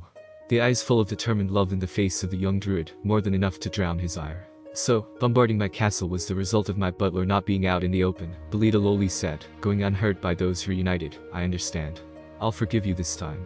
Izuku let out a loud sigh of relief, and then he saw the Dullahan pointing at him, while leveling a stern glare his way. "But you better keep your girlfriend on a short leash."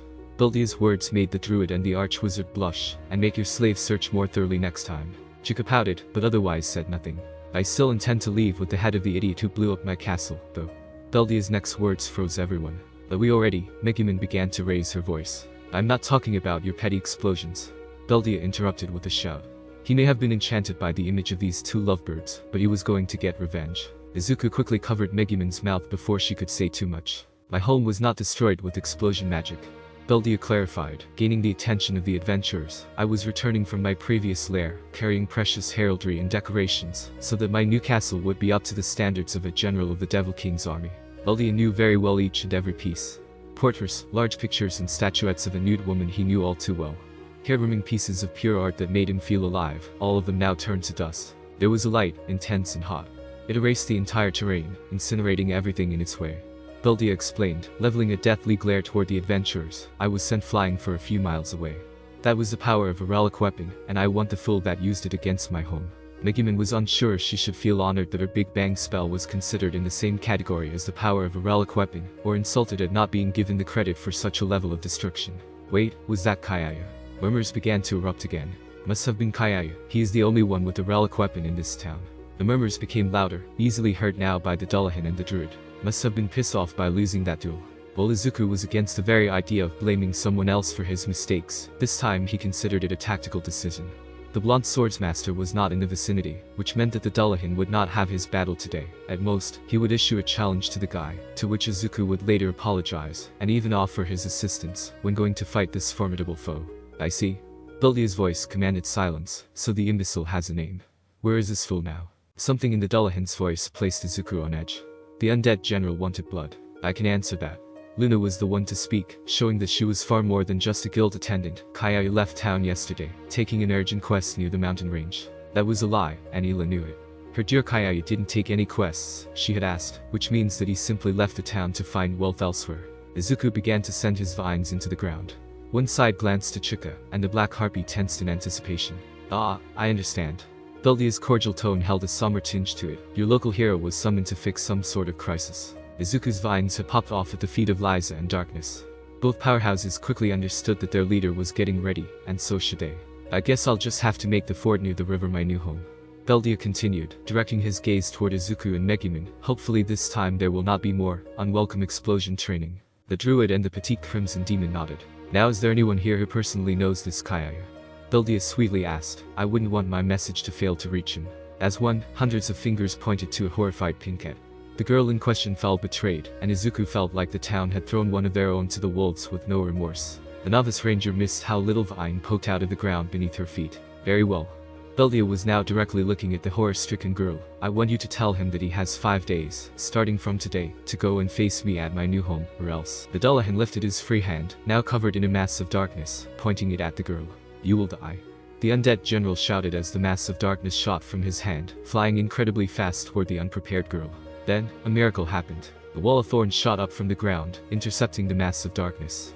The plant died instantly, leaving behind a dry thorny bush. Ila was now on her butt, staring dumbfounded at the plant that had saved her life. She didn't need high intelligence to know what had happened. This was the work of a druid. The ranger and the undead general turned to look at the young druid. The boy had the head of his robe up, slightly hiding his face, leaving only glowing emerald eyes to be seen. I won't let you harm anyone. Izuku's voice resounded with power, something new for the group of adventurers watching this development. Now this is rare. Beldia said as he finally dismounted his headless horse, quick to take his massive sword in his free hand. I never thought that this city of beginners would house 2 heroes. Darkness and Liza moved to flank Izuku's sides, getting ready for a confrontation that was probably well above their rank. One was baring her fangs in barely contained rage, the other was brandishing a thorny round shield. But perhaps, since the other boy left town after testing his weapon, Beldia paused, seemingly for dramatic purposes. It is you who is the true hero of this town. Beldia menacingly pointed his massive blade at Izuku. That was Chika's signal to act. Kui. Chika's exceedingly loud cry was enough to make all the adventurers and the Dullahan flinch. The black harpy used this distraction to grab Megumin with her talons, making sure not to hurt her, and quickly fly behind the wall of adventurers. That wasn't normal, Beldia muttered to himself. What kind of harpy does that? Kayaya isn't here, so there is no need to fight. Izuku called to everyone's attention, still feeling bad for pinning this on the blonde warrior. Leave. Beldia snorted in amusement. A hero indeed. Beldia loudly stated, it'll be an honor to have your head instead. The real reason to reside near this town of beginners was to look out for a rising hero. The Devil King had felt the hand of the gods moving, which means that a potential hero had been chosen. Beldia felt it his duty to deliver the head of this one up to his lord. Of course, now that I have found a hero, Beldia narrowed his eyes, never losing sight of the druid. I will first break your spirit. From the shadow of the undead general, a horde of lesser undead warriors materialize, rotten carcasses with trapped souls that made Izuku feel sick. Now go, my minions. Beldia motioned for his troops to advance. Go and kill everyone. Men and women, the children and the elderly. The Dullahan watched intently from his position, how the druid didn't move, not even turning around to look at the horde of undead. Not even when they all passed by his side, and the sight of the strong women by his side. Why isn't he moving? Beldia's thoughts were answered when the undead horde passed a little behind his query. Shink. A massive spike came out from the ground, impaling an undead warrior, keeping it in place. Shink. Shink. Shink. Then another, and another. Then 3 more and then 5 at a time. Soon the entire field looked like it belonged to Wallachia. You were casting this entire time, Beldia said in awe at the way his army had been obliterated in one attack. But how is it that you can cast World of Thorns? The spell the general mentioned was well known for being of very high level, something that only the leaders of the Druidic Circle should be able to do. That meant that this boy was even more dangerous than he thought. I'm not done yet, Izuku softly replied. Then all the corpses that were impaled began to grow flowers that gave a rather beautiful bluish glow. Those are mana eaters. Lina's voice carried over the field. Mana eaters were a rare kind of flower that only grew on sites rich with mana. They were highly coveted due to their mana-depleting properties, which helped to ease the rare condition known as mana sickness. Lucky gatherers could find a dozen of these flowers per year. Izuku had produced thousands of them in the blink of the eye. You, Beldia was starting to get concerned. I have to kill you now. While this spell, rare as it was, did not purify the undead like holy magic, it could destroy the anchoring that kept the souls bound to the undead bodies, releasing the souls out of his control. He couldn't allow that, that's why he leaped at the druid, fully intending to take advantage of the fact he couldn't move while maintaining this complicated spell. I will not allow it. Darkness shouted as she leaped between the two, using her shield to stop the massive blade. What in the world? Beldia shouted in disbelief as his sword bounced back from the wooden shield. A moment of silence took place as the general and the crusaders stood against each other. Hey! Darkness shouted in disapproval, looking back at the druid. I hardly felt that. What? Beldia was taken aback by the words shouted. I've cleaved countless shields, both metal and iron bark made. How many gods bless that thing? Izuku wisely decided not to comment on the shield, instead focusing his attention on the battle. Liza, don't let that horse interfere. The order was said through clenched teeth. It was obvious to everyone that the young hero was concentrating on keeping the undead horde trapped. The headless horse he mentioned had begun to charge against darkness, attempting to blindside the crusader. Liza was quick to tackle the creature to the ground, and then proceeded to tear it apart. It only took 1 second for the gator girl to turn the undead animal into bloody chunks of rotten meat. That's not normal, Beldia muttered to himself again. What is she? A dragonid. After we are done here, I demand something that fits my needs. Darkness shouted as she readied herself for battle. Beldia decided to finish this girl at once, lest the druid complete whatever he was doing. It's time to end this.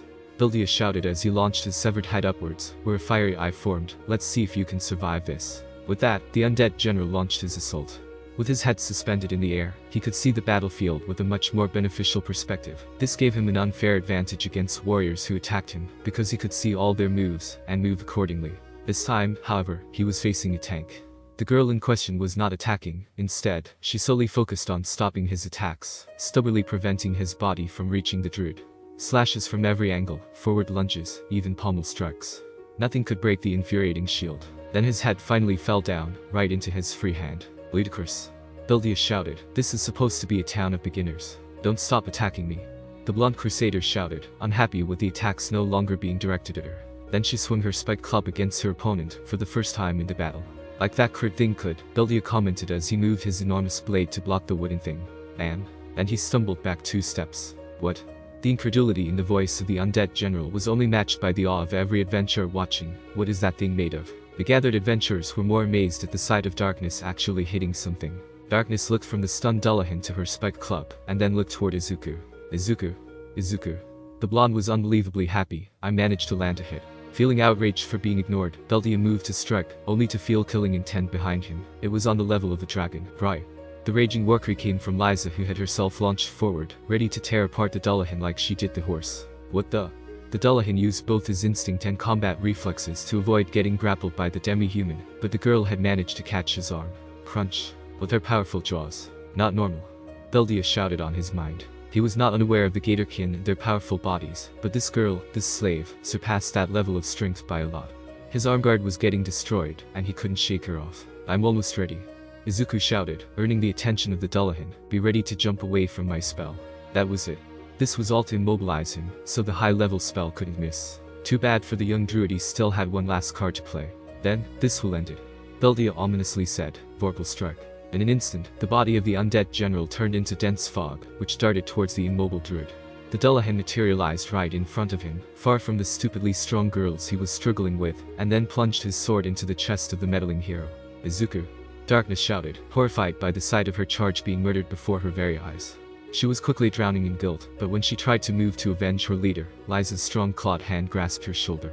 Looking back, she just saw the gator girl shake her head decisively. You are a worthy opponent. Beldia stated, reverting to his knightly tone, but your adventure ends here. Is that so? Izuku asked, quite unlike someone who had a massive sword impaling his chest. You sing victory when you are within my grasp. The mockery in the voice of the druid was the result of his well-planned strategy. What? Beldia nearly shouted. The HUD moved slightly up. The green glow of the emerald eyes revealed itself to be fireflies forming tiny orbs. They had nothing but a mass of knotted vines. In fact, there wasn't blood on the sword. Instead, vines were starting to envelop the weapon, much to the distress of the Dullahan. Like hell, I'm allowing you to. The shout of the undead general died as he failed to jump back. Vines stronger than steel were holding his feet in place. He couldn't even remove his sword from the vines. When did he make the change? Beldia thought in distress as he kept struggling. The entire body he had been targeting was nothing but a mass of thorny vines all along. And he couldn't escape. The skill, Vorpal Strike, had a pretty long cooldown, meaning that he had no way to use it to move around.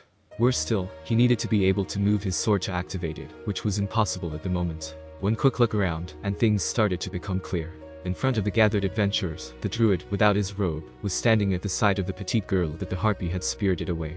That cry had been a powerful distraction, enough to allow the druid to dig below his feet to escape, and leave the plants behind as a decoy.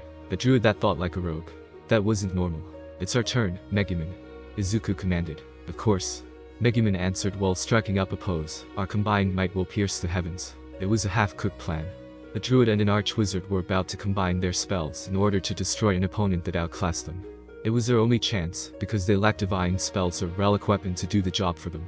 Mother Nature, ruler of life and death, heed my call and listen to my heart. Izuku began to chant, now kneeling down with his hands touching the ground. The first law of creation is destruction, and the end result of destruction is creation. Megumin's chant started as a sphere of light appeared before her extended hand, like a bubble containing the spell. Take the chaos and ruin before me, crush it, break it, and consume it all. Izuku continued as the spikes that were keeping the undead warriors began to move, creeping closer to where Beldia was being held prisoner. What is this? The Dullahan was beginning to panic since this was a spell he had no knowledge of. What kind of sorcery is this? The blocks of reality, atoms, gather before me. Smaller than a droplet in the ocean, yet stronger than the hardest metal, heed my command. The light on Megumin's hand changed its hue, taking on a shade that was now familiar to the undead general. That light, Beldia suddenly realized he had committed a terrible mistake. Was it you? Throw it all into the spiraling cycle of life, twist it and mold it until beauty blossoms again. The large spikes came out of the ground, revealed to be connected to massive vines that looked more like trees. The spikes themselves began to glow with magic. Izuku had changed the properties of the enlarged thorns, allowing them to reflect back energy, an attempt at containing Megumin's spell. No? Wait. Beldia really didn't want to know how the spell was going to end. I'll leave. I won't bother you again. Clash against each other as speeds beyond speed. Shatter and unleash all the energy that created you. Megumin reached the climax of her chant, making the sphere look almost like pure liquid power. Izuku did his best to ignore the pleading undead. He knew better than to believe in someone who probably never gave mercy to his opponents. Exchanging one last glance with his petite companion, it was decided that the last part was going to be shouted together. Genetic Big Bang. Megumin launched her spell at the same moment that the giant vines began to encircle the undead general. The collision happened too fast for anyone to follow, and the light blinded everyone. The massive thorns worked as Izuku intended, keeping most of the detonation contained inside the zone, where the vines were beginning to wrap into themselves to form a new tree. Part of the detonation still got through though, sending to the floor most of the adventurers. The light, however, was sent toward the sky, piercing the heavens as the petite crimson demon had declared. That was not a druid. Beldia managed to form one last coherent thought, as his body was being destroyed at a subatomic level. He was pretty certain that no amount of magic would ever be able to put his body back together. The old gods are returning. The massive vines finally started to knot together. The light finally waned until it was safe to look again. The resulting image was something no one in Axel thought possible as the outcome of this battle. A giant tree was standing in the middle of the road. The trunk looked like solid gold from a distance. Large branches extended everywhere, covered in leaves that looked like platinum. The adventurers may not have been able to know what Beldia thought at the end, but most of them agreed that the young druid couldn't be normal. Fame and misfortune. It had been 3 days since Beldia attempted to attack the city of Axel. 3 days since the population of Axel witnessed one young and decidedly odd druid do the impossible. 3 days of non-stop gossiping about the green-haired adventurer and his entourage. Did you hear? Some say he got his powers from hacking with dryads. Really no wonder he likes being surrounded by girls. Maybe he is the son of a dryad. Wait. So is he building a harem to create a new race? Outlandish rumors like those were not only spreading like wildfire, many adventurers didn't even lower their voices when the druid himself walked around the guild, much to the distress of poor Luna, who saw this as the perfect excuse for Izuku to abandon the city. No matter how bad the rumors got, one fact remained inescapable. Izuku had defeated a general of the Devil King's army. He was a hero of Belzerg and a hero of Axel. Making him flee would mean a massive blow to the city's reputation. It would no longer be considered the most rookie-friendly city of the kingdom. Her life would become hell with all the resulting penalties. Oh, gods and goddesses, Luna whispered a prayer, suddenly remembering that maybe she should change pantheons. Greater spirits of the land, let Izuku find grace within the walls of our city. Meanwhile, at a certain dwarven smithy. What do you mean that you're just a druid? Ayla couldn't believe what Izuku had confessed. Up to this day, she had the firm idea that the Verdant had been hiding his true class, that he was actually an archdruid faking his status. In her mind, it explained his victory over Kaiai, his weird magic, and his use of absurdly high-level spells. Learning that he had made an iron tree before the golden one where he buried Beldia had really cemented the idea too. It's just as he said, he is just a druid. Megumin replied for Izuku, still reading the notebook in her hands, as unbelievable as it sounds. Today, Izuku had finally came out of hiding, leaving the inn to finally interact with the town. The first day he holed up was mainly because he had absorbed mana from the undead to complete the combination spell that destroyed Beldia. This decision resulted in him learning that having such impure energy flowing through his body was very unhealthy and painful. When he entered the inn, after finally working the details of the reward with Luna, he simply fell face first on the bed in the room she had gracefully offered him, and couldn't move until late the next day. The second day he was still working the soreness out of his body, with the healthy help from 3 cuddling girls, which led to him learning that cuddles and kisses truly had healing properties. And when he finally went out, he found that no one wanted to charge him any money, at least when food and lodging was concerned. If they were being grateful, Izuku appreciated it. He still held the idea that these businesses would just charge them later for their services when his reward finally arrived, which wasn't that bad all things considered. That reminded him he had yet to repair his customized robe. I don't get it. Izuku pondered with a concerned voice, how come combining skills is something outlandish? When Izuku tried to explain skill combinations, Ila had fallen into screams of denial, like his words were heresy. As if hearing that he had used only lesser skills, combined with enhancements, to recreate higher level spells was like hearing that a religion was a lie. Megumin, however, had been extremely interested in learning more, and quite eager to learn about such power. Hence why she was reading the notebook in her hands. It's just not possible.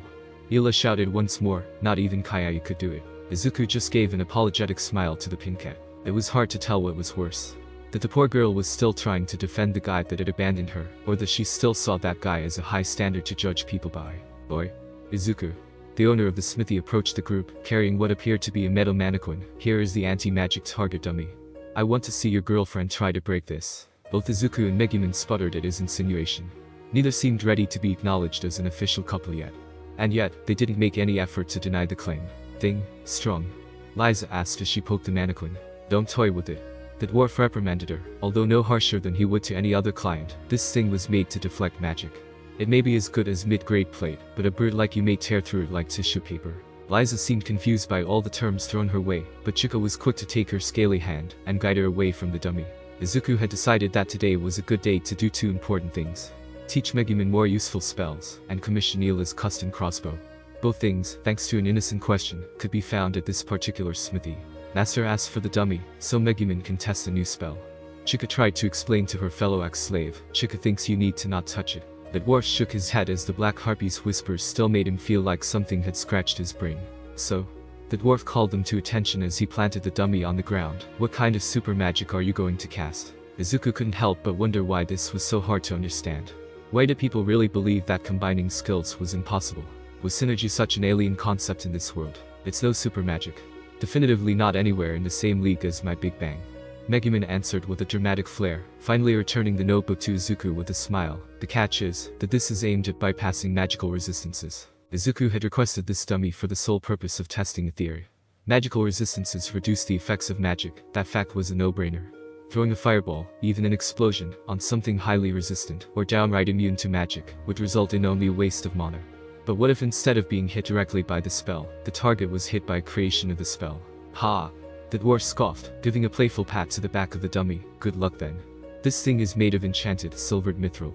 The claim of the dwarf was high, but if true, then it really was nearly immune to magical attacks. Izuku doubted it would survive for longer than a second against a Big Bang, but testing that was a big no. You ready? Izuku asked to his beloved petite companion. Remember to visualize all the components, okay? Don't worry.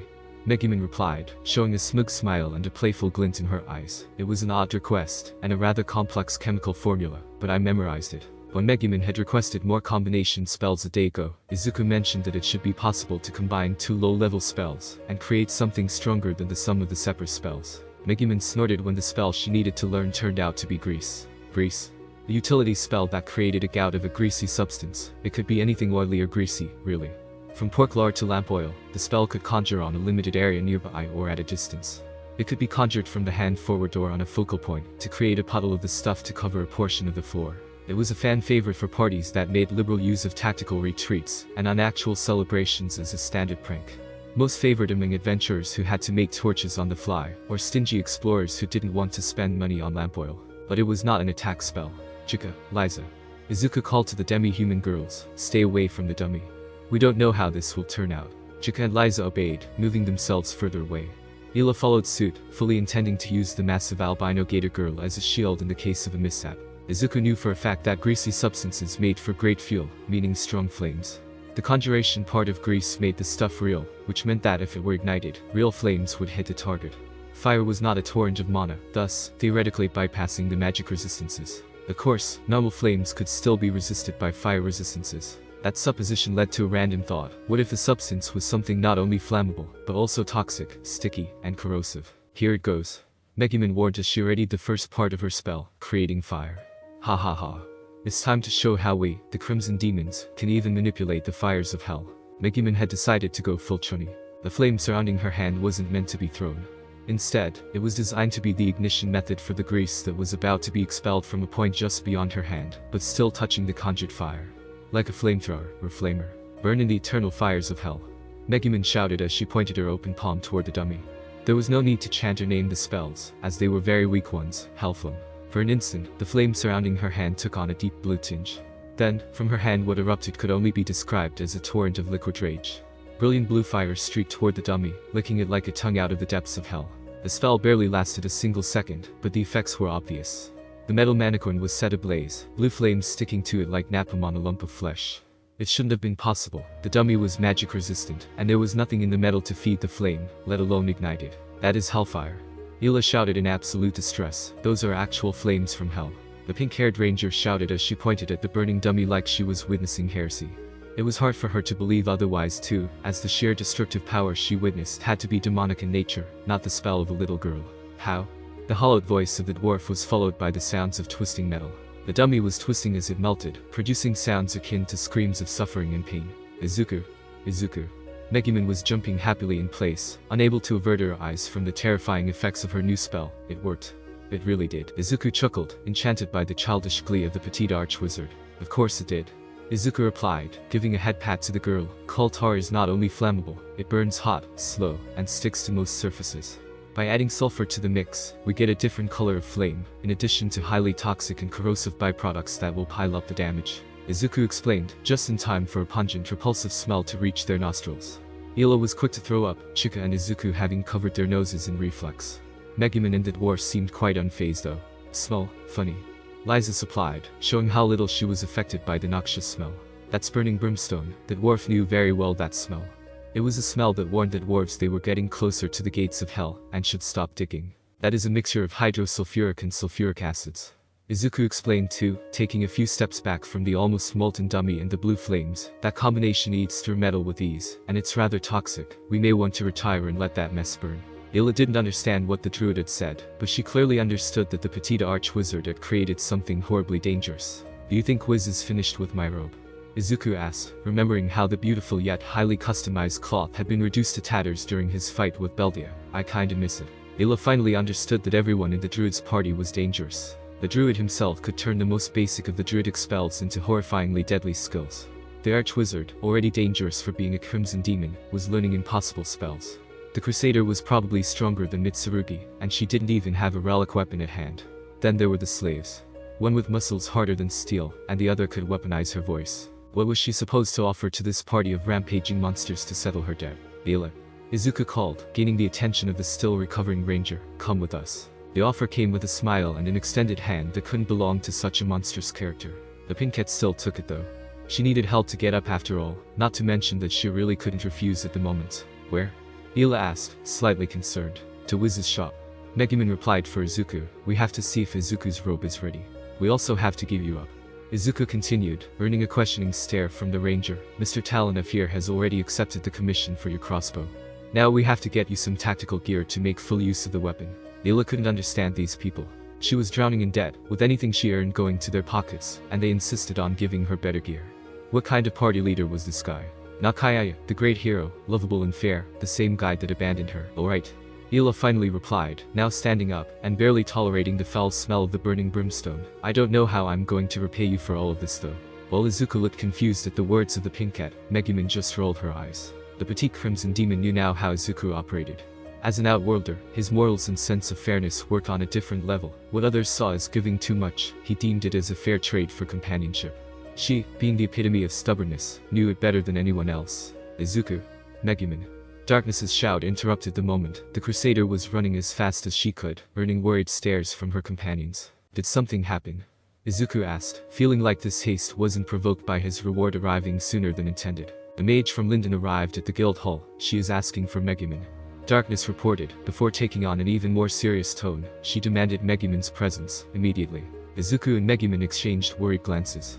That didn't sound good. As the party departed to meet this mage, the dwarf continued staring at the molten slag, still burning that ethereal bluish tinge. Maybe I can use this hell molten metal, Talonef muttered to himself. Yeah, it'll be used on that crazy crossbow. Never be said that dwarves didn't know how to recycle.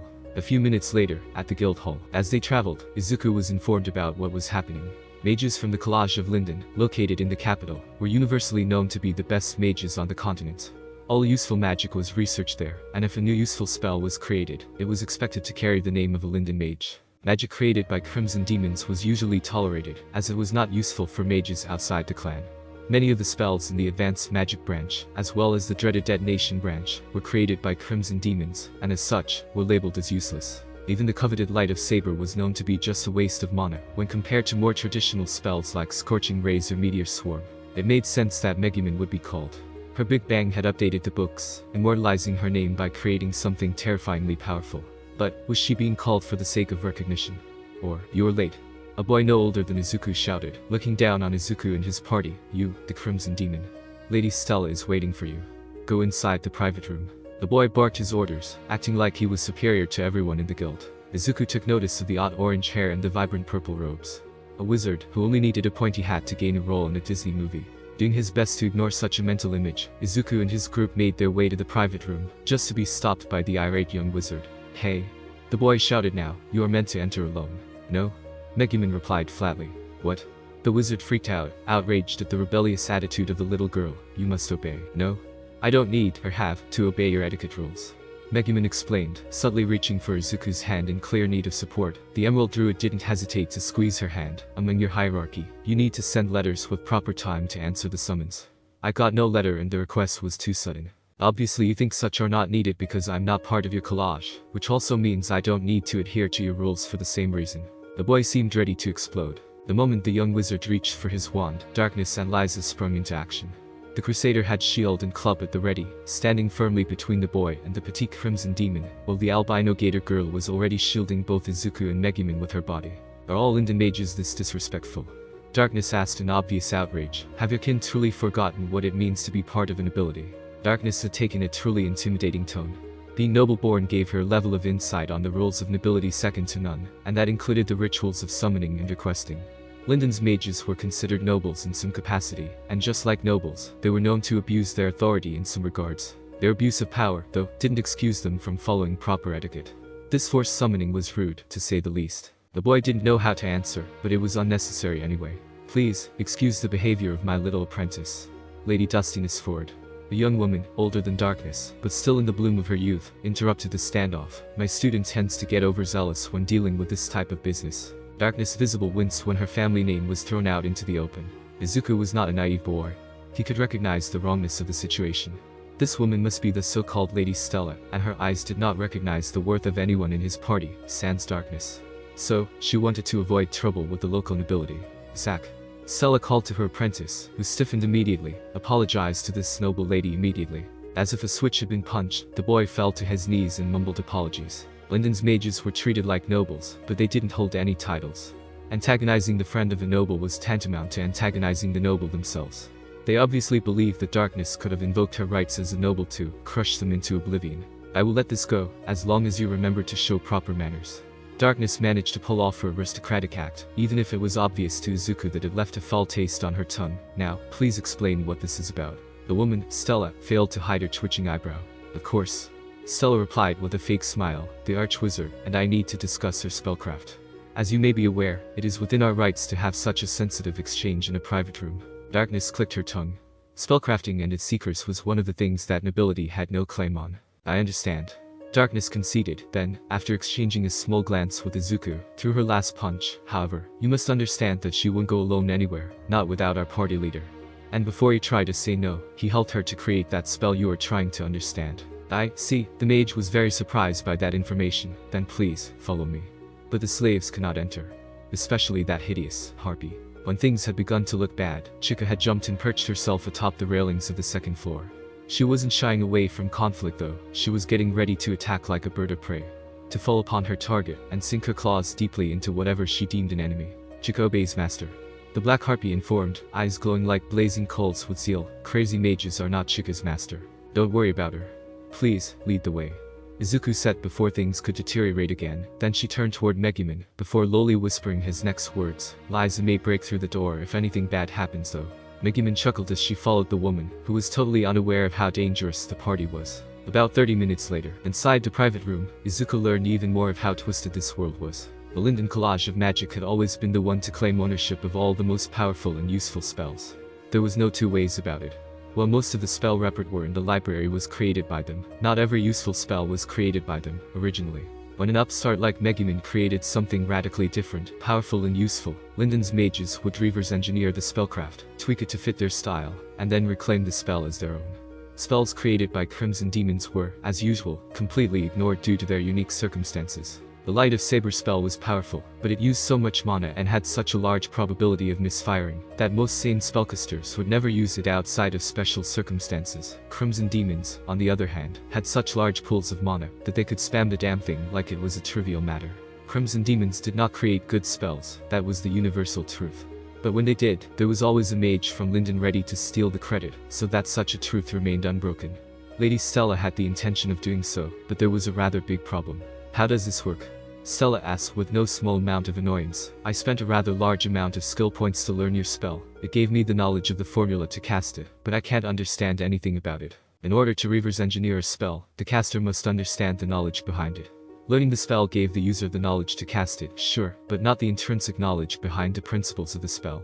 Knowing the spell Fireball gave the caster the knowledge of how to mold and channel the mana to shape the energies into reactive fire, but not the knowledge of how mana changed the nature of the air to create said fire, nor how it primed the fire to explode upon contact. That had to be learned at the collage, upon reading massive tomes on magic theory. Megumin's Big Bang used knowledge not found in any book in any school of magic in the entire world. Well, that didn't stop other archwizards from learning the spell. There was no way to properly understand the principles behind it. This meant that for all intents and purposes, there was no way to steal the credit of such a spell. That meant that Megumin, the Crimson Demon, had beaten the Linden Collage of Mages. What the hell is an atom? How are they the blocks of reality? Stella continued her interrogation, looking more stressed with each passing second. How can something move at speeds beyond sound? How can a block of reality shatter? Nothing here makes sense. Seeing the woman start to freak out was getting harder on both Izuku and Megumin. They were fighting against the urge to chuckle. For Megumin, this was the greatest victory she could ever have, to have such a renowned mage begging for her knowledge. For Izuku, it was rather fun to see how his knowledge of physics and chemistry was causing someone quite the mental breakdown. Seriously, if this happened with just that, then what would happen if he taught Megumin even more complex things? Would she be able to unleash a supernova? Create a miniature black hole? The mage suddenly slammed a quill and parchment onto the table. The Collage of Linden will have this knowledge. Stella said in a rather ominous tone, explain, in full detail, how this spell works. Izuku and Megumin shared a glance for just a second, then they turned to look at the still annoyed mage before them. No? Megumin replied, loud and clear. The woman reeled back as if struck. Megumin has no reason whatsoever to comply with your demands. Izuku elaborated, linking hands with his petite companion. Your demand is also unreasonable. You cannot ask for something without offering anything back, that's rude. The pride and honor of the Linden Collage is at stake. Stella all but shouted to her, there was nothing illogical about a request, an upstart like you. Allowed to walk with such honor. Ludicrous. Megumin and Izuku finally chuckled. Geez. It's just one spell.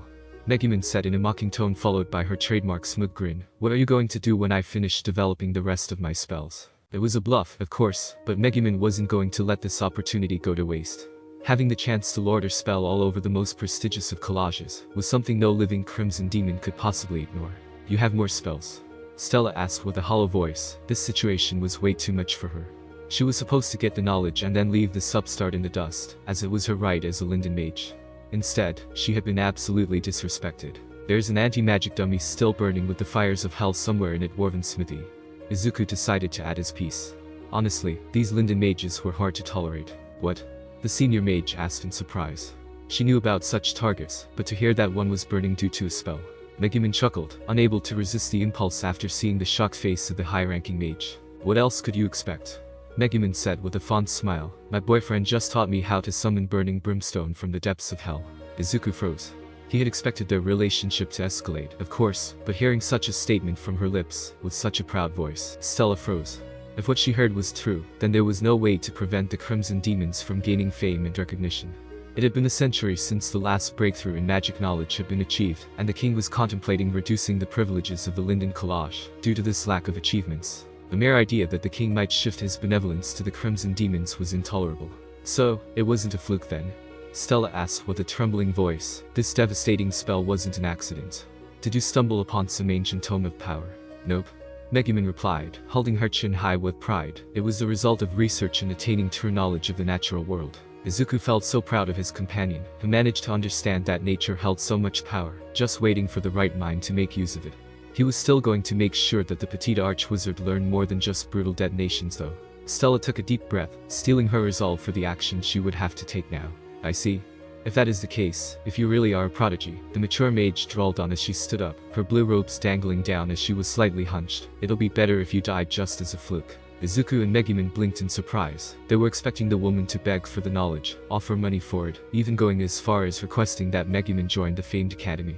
Izuku barely had time to react as a blade materialized in the mage's right hand. What happened next was too fast-paced for Izuku to think things through. The woman brandishing the blade against his dear Megumin, the petite archwizard recoiling in horror at seeing such a blatant attempt to murder her. Izuku jumped to hug Megumin in a thoughtless attempt to shield her from all harm. His body had moved, again, before he could think. But this time his heart had been consciously telling him what to do. His mind had no chance to cope with all the emotions he felt at that moment, when he felt the tip of the blade touching his back. His heart and soul had agreed on the course of action though, making his body react with the sole intention of keeping his beloved Crimson Demon safe. And the door of the private room slammed open. The kid brunette was on the other side, worry written on her features. Her eyes were reminiscent of Megumin's, marking her as a Crimson Demon herself, just taller and more developed than the petite archwizard. Megumin, you are in danger. The girl shouted, the Linden Mages are not to be. Her words died in her throat, worry being replaced by horror at what she found. A room full of blood and large spikes going everywhere, impaling everything except a single spot. I'm sorry, Izuku muttered as he fiercely held Megumin in his arms. Megumin couldn't reply. There was blood everywhere, and it was running down the massive spikes coming out of Izuku's body. Blood that was coming from a body skewered by a lot of set spikes. Now the blood was falling on her face, all thanks to gravity. To her, it looked like Izuku was the one bleeding, and the blood was still warm. The eyes rolling back, Megumin fainted, unable to cope with the idea of seeing her first death. Lady Stella. The apprentice cried in absolute distress. What the hell happened? Luna asked in horror. I'm sorry, Izuku repeated, tearing up, while slowly being covered by the blood of his first human victim. Up to this day, he had managed to cope with death. First by constantly repeating that culling wildlife was necessary, and that the animals hadn't really suffered, then by forcing his brain to accept that most goblinoids were far too feral to be considered humanoids, that could be reasoned with, thus, their deaths were necessary to save human lives. Today all that crumbled down, as he found himself guilty of taking someone's life. No excuse could come to mind, not even the fact that he had defended someone important from a murder. The fact remained unchanged and unchallenged. Izuku Midoriya had killed. In the small bag where he stored his belongings, Izuku's adventure and slave cards pinched. The first denoting that he had unlocked the next step in the class system, and the others showing that his girls were now able to gain classes of their own. Omake Aka's adventure time. Aka felt that her luck was truly changing for the better. After finally escaping from Izuku's tyrannical rule, she had joined with another reincarnate. One who properly worshipped her, that pampered her like she deserved, and ensured that she was as comfortable as possible. It was much better than living with the damnable nerd and his policy of hard work. The swordsmaster was a bit of a creep though. Everything he said had a flair of romantic notion that was very one-sided. He may be cute, but she had no intention on being entangled with a mortal. The thief girl was alright. She wanted the boy, and money of course. She also seemed to notice that the goddess felt no attraction toward the swordsmaster, which made her less of a problem. Leaving Axel hadn't been too troublesome. The quad just made a quick stop by the graveyard to put up a powerful barrier, so her services wouldn't be required anymore, and then just went to their rooms to pick up all their belongings, as they weren't going to return anytime soon. The pincat, Aqua assured them, would be fine with Izuku, as long as she kept working. The young druid was too kind to lost girls to let her starve or sleep in the stables. Their last step before hitting the road toward the home base of the Axis cult was to tackle a quest, one that they sneakily decided not to officially take. Rather, they looked at the details and departed without registering it, more treasure to keep for themselves that way. See, the thief shouted as she pointed to a chest, one that just a second ago had turned into a giant maw and devoured a nearby stone. I knew it was too easy to be safe. The Kwa shuddered, thinking about what would have happened if she had actually reached the chest. She really wanted the money, as leaving Izuku's party hadn't left her with any resources to her name, thus she wanted to lay claim to a treasure chest for herself. Here, this seems to be the last room. Kayaya stated as he readied Graham, the treasure he valued second to only his beloved goddess. Nodding to each other, they entered, ready to face the final boss of the dungeon, and claim the treasure for themselves. The final room was not the grandiose chamber that Lichs and necromancers all fancied. It was just a spacious bedroom. On the bed, a well-preserved skeleton rested, still dressed in a properly clean dress. To the side of the bed, in a well-crafted wooden chair, sat what appeared to be a mummified corpse clad in wizard robes. Keel the Lich, owner of this dungeon, had waited for someone who could cast high-leveled holy magic. Over the centuries he had been content on allowing random adventurers to come and plunder his home, keeping the most dangerous of his servants locked away, so the chances of meeting a priest of sufficient caliber increased. The blue-haired girl reeked of holy magic, and had shown no trouble when purifying the few of his servants that he sent their way. Greetings, adventurers. Keel greeted the party, showing himself as non-threatening as possible. The Lich didn't want to fight. He had no reason to do so. His beloved had passed away long ago, leaving this world without regrets due to his love being true. And now she waited at the gates of heaven, just needing him to be properly purified, so they could take that last step together. He only had to make a request, and then offer all the treasure he had in his secret chamber in recompense. Then Kayaya had to act without thinking. "Die, monster!" Kayaya shouted as he unleashed the power of his relic blade. "You don't belong in this world." In a flash of light, the body of the Lich, and the skeletal remains of his beloved, were turned to ashes. With a self-satisfied smile, the swordsmaster decided to ignore that Lich's reformed after enough time had passed, favoring the idea of simply getting out fast, with his party's hands full of gold. "I'll check the area for hidden doors and chests." The thief informed her companions as she went about her business. "I'll make a barrier here, so no other undead can take this room," the Cod declared, unknowingly paving the road for worse things to claim the dungeon. Kayaya, for his part, felt like a true hero. Just having a Kwa by his side, he felt as if his power had been boosted beyond the capabilities of any other mortal. He even felt like he could face All Might on equal grounds. Their search for gold was cut short though. The sudden death of the final boss had triggered the remaining undead. Angry that their master was slain without getting his request even heard, and all of them seeking release by holy magic, they charged as a massive horde against the group. In an open area, Kayaya wouldn't have hesitated to unleash his sacred weapon, but in such a confined space. Even he knew the dangers of being buried alive. Thus, the group ran to the exit, screaming in horror like hopeless rookies. Justice, Izuku was panicking. Heroes mustn't kill, even in the direst of circumstances. Heroes always had to come through without crossing the line. When a villain ended up dead, it was always their fault, the result of their own villainy falling on themselves, or karma striking down the wicked. Sitting on a lonely chair in the deep darkness, the Linden Mage looked both confused and scared. This shouldn't have happened. She was young, talented, and meant to gain a high status in life. Now she was here, at the gates of the afterlife. Izuku knew one thing, and that was how heroes always save people, whether they be in need or even villains. He had killed, the woman was dead, and even All Might would find the situation impossible. But he wasn't All Might, he was only Izuku Midoriya, a druid, so maybe there was something he could do. Quickly taking a hold of his adventurer's card, he noticed something, like a miracle being bestowed upon him by the world itself.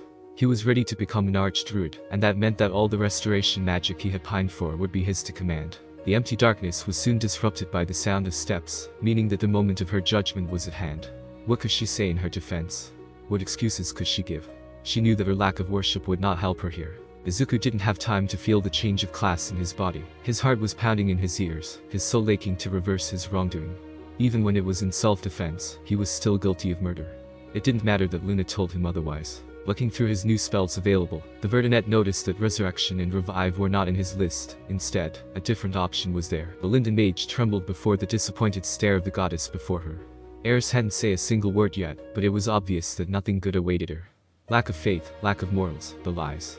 The goddess, usually the embodiment of benevolence, opened her mouth to speak. The frown on her face denoted how this was going to end. And then, a viridescent light filled the void. God. Stella screamed as she opened her eyes. Seeing the wooden ceiling of the guild hall was not what she expected, unless hell consisted of repeating her final moments in an endless loop. Miss Stella, Luna's voice, now cold and on edge, called to attention, making the mage flinch. "I hope you are ready to explain this mess you caused." The mage looked confused for a second, and then reality hit her like a cudgel to the skull. She had been revived, and now would have to find her way out of a rather ugly situation. At the least, she needed to ensure that the college's reputation remained untarnished. Stella struggled to start her explanation. She even felt that her voice was slightly different, and her body felt heavier. After effects of the resurrection magic, no doubt, it wasn't. And don't try to lie. Luna added, sounding really angry. We found some interesting documents among your belongings, and a bag of your apprentice. Seeing the stack of papers and sealed letters sitting by her side, the mage couldn't help but to look around in search of the culprits.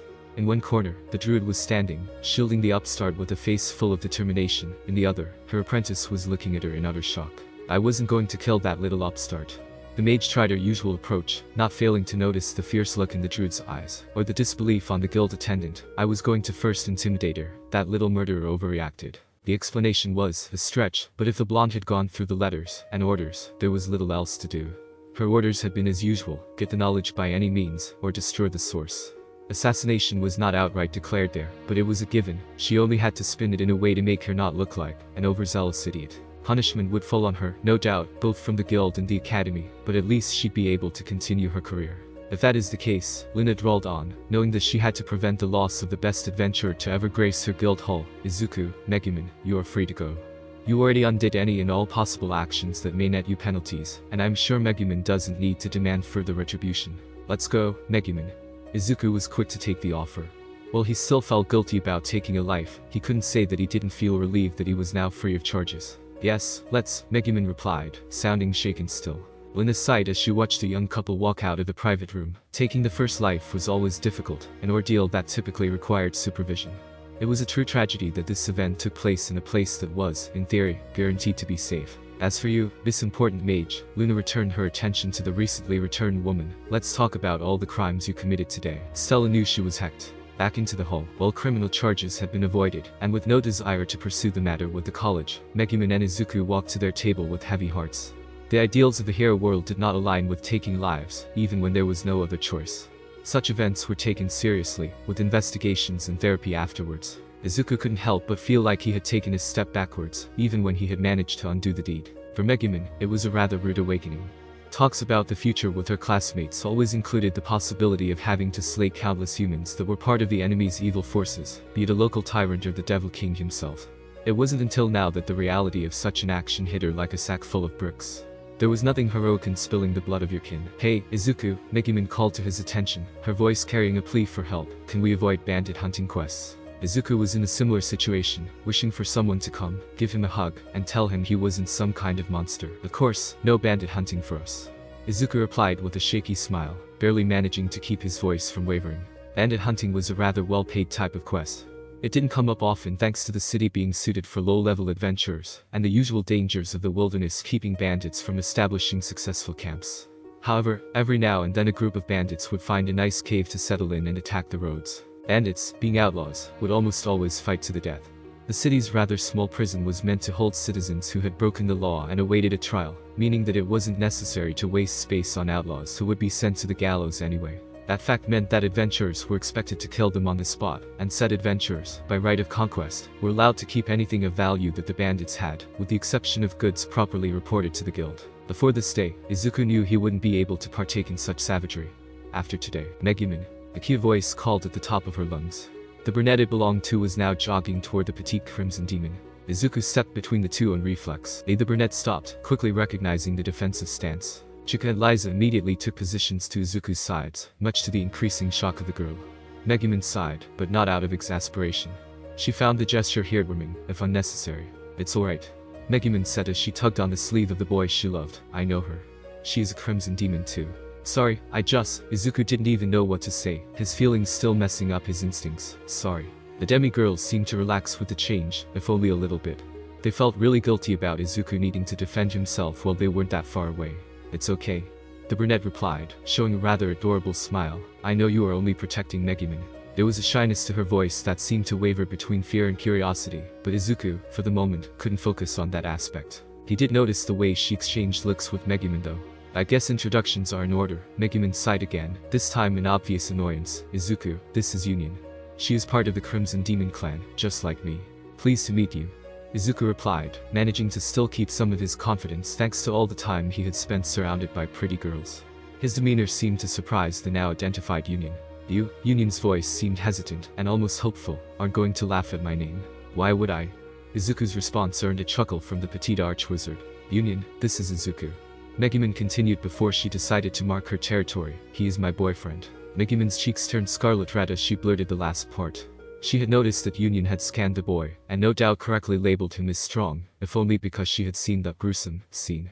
Knowing that Union had a lot more developed body, there was no other option but to declare ownership of her crush. Chika. Chika presented herself in her whispery voice. Oddly enough, Union didn't wince. She pointed to the still tense gator girl Liza.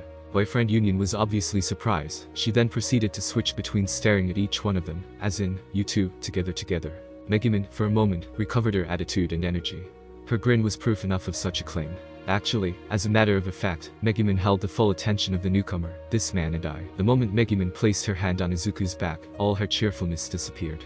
Her hand was now wet, sticky. One look at where she had touched and her stare became distraught. Maybe we need to hit the baths first, Izuku said, knowing very well why Megumin had gone into shock again. We really need to get cleansed. Izuku was still covered in blood, human blood. Before or after we deal with that mage you revived? Darkness asked. Her lack of reaction at the sight of blood, or the knowledge of Izuku's first kill, meant that she had gone through such an ordeal before. What happened to my beautiful body? The excessively loud screech reverberated through the entire building. Izuku knew what had happened. Reincarnation was a spell that worked differently from resurrection. Instead of calling the soul back to the body, it forced the soul to complete the cycle of rebirth, and use the remains of the body to create a new body befitting the new cycle. That meant that while the spell offered true purification, it also had the high chance of changing the race of the receptacle, and he certainly didn't want to deal with such consequences right now. Catching the panicked face of her friend, Darkness decided to offer her help. You go to the baths. Darkness offered with a smile. I'll deal with the mage. Izuku, right now, was grateful beyond belief for having the honor of having the friendship of such a noble woman. Of course, he didn't know at the time that said girl wanted to test her noble might, after knowing that her friends had been endangered, much less that she would request his aid in some indulgences. In the background, Ila wisely decided to not partake in any party antics. She had no idea how to deal with nobles, and certainly preferred to do some errands for the guild in the meantime. She could always catch up with her party leader after the dust had settled, right? Later, at the public baths, the sound of warm water being poured over heads echoed as a group of young women painstakingly washed their bodies, finally finishing their rituals of cleansing. Megumin was finally free of the blood on her body, and the smell reminding her that she was responsible for Izuku's first kill. The sensation was still there though. So, Union's voice snapped Megumin out of her inner turmoil, the girl having been worried about her, since there hasn't been any of the bickering they usually started. What's their deal? Union's question was aided by a pointing finger. Chika and Liza were actually swimming in the water, largely thanks to the fact that not many bathers were there at that hour, and the owner of the baths was not a big fan of throwing out demi-humans, especially since the two of them belonged to the hero of Axel. Megumin barely managed to stop herself from blurting out unnecessary information, since she really didn't want to hurt Izuku again, belong to Izuku. They really enjoyed belonging to him. Union blinked in confusion, as Megumin's wording seemed odd, even by Crimson Demon standards, but she chalked it up to her fellow Crimson Demons still being shaken. And you are happy with him? Union asked now, showing that she cared for the petite girl, and them. Megumin froze at the question. So far, she had enjoyed her time with Izuku, and had chosen to not mind about the demigirls. It was the first time she had stopped and considered if she was happy. The dream of every girl of her clan was to find the perfect guy. One who would partake in their culture, who was a valorous hero, skilled, strong, handsome, rich and fully intended on their happiness. As a rule of thumb, most women of her clan only managed one of those objectives, 2 if they were lucky, and 3 if they used curses to get the man. Taking a second to count how many tags Izuku fulfilled. Yes. Megumin finally replied, at least I think so. Union decided that there had been enough questioning about that topic. Finding deeper answers would require a different approach. Now came the important part. So? Union changed to a cheerful tone. How did you manage to create that powerful spell? The only answer she got was a snort. Megumin. Union shouted, I'm your friend. Friends share secrets. They said we were friends. Megumin replied, looking away with a rather savage grin. That's my spell, and I don't have to share nothing about it. Megumin. Union's shout earned a rather unexpected reaction. Like a flash, Liza was already hugging Megumin, her strong and scaly arms making a remarkable fortification. Her glare, though, was far more intimidating. Megumin is very important to Master. Chika explained while standing behind a now startled Union. Chika doesn't want Master to be upset if anything bad were to happen to Megumin. The raspy whispers of the black harpy may not have had any effect on the brunette, but the sparks coming from the stone floor she kept slightly scratching did. Please don't hurt me. Union was not exactly well versed in close quarters combat, much less while being naked against talons that may as well take the place of curved swords. After taking the bath, Izuku and company had finally decided to visit Wiz. They needed to check on the progress of Izuku's robe and distract themselves from their recent ordeal. All they had to do was pick up Darkness on their way to the magic shop. Come on. Union bemoaned yet again, you need to tell me how you did it. Izuku also had to find a way to stop the circus. He understood, he really did. Megumin's achievement was a big deal, and he could attest to her bright mind, as fusing science and magic was no easy feat. But why did people have to be so insistent? Why should I share my secrets with you? Megumin was acting all childish again, a tendency that Izuku found to be a good thing. These are my secrets. As the bickering continued, Chika moved to walk by his side. The avian girl leaned ever so lightly on his side, trying to share her warmth. Chika knows Master is a good person. Chika muttered, even lower than normal. Master is no murderer. Master is a savior. Thanks, Chika. Izuku replied, almost coming to tears. At the gates of the guild hall, one smiling Darkness was awaiting for them. Izuku. Megumin. Darkness loudly greeted, her smile coloring her voice as she did so. You should have told me she was punished before I could deal with her. Megumin snorted at the remark, and Izuku flinched. Seriously. Darkness continued as she walked to properly join them, turning her into a dwarf of all things. Loud laughter echoed through the party, although Izuku still felt a little guilty about that. It hadn't been his intention, not by any stretch of the imagination, but that had been the result. Reincarnation had deemed that the next life of the Linden Mage was going to be that of a dwarf. Honestly, as far as Izuku was concerned, the woman didn't end up looking ugly. She may not have been the beauty she was as a human, but her dwarven body was still very feminine, and her features not too round, and as far as he was aware, dwarves could still be mages, right? It wasn't intentional, Izuku added in defeat, knowing that nothing would ever change the fact that he had changed the life of someone in probably unwanted ways. Darkness recounting how the apprentice kept muttering about the love of his life being gone now didn't make it any easier either. As the group walked through the streets, Izuku began to feel something odd. The more he thought about the whole ordeal, the more he began to feel at peace. He had acted to defend someone dear to him, while the attacker had the intention to kill. In the natural order of the world, those who were ready to kill should be ready to die as well. Yet, his heart still felt troubled. Heroes shouldn't kill. Seriously? Union's voice snapped Izuku out of his musings. My father banned the use of your big bang inside the village. Megumin's laughter was better than medicine, soothing his aching heart. Such joy was worth protecting. It wasn't long before they reached Wiz's magic shop, but they couldn't even reach the door before an unexpected sound hit them all. I'm done dealing with you. Crash. The sound of breaking glass was something that quickly put everyone on guard. The scream of the shop owner only accelerated their feeling of dread. Wiz. Izuku shouted as he entered the shop full speed, closely followed by everyone else. There had been no need for a signal. Everyone reacted just like Izuku would. He just had to make sure that their friend was alright and protect her from any invader or attacker, her status as a great mage notwithstanding. What they found was a shopkeeper looking angrily at a broken mirror.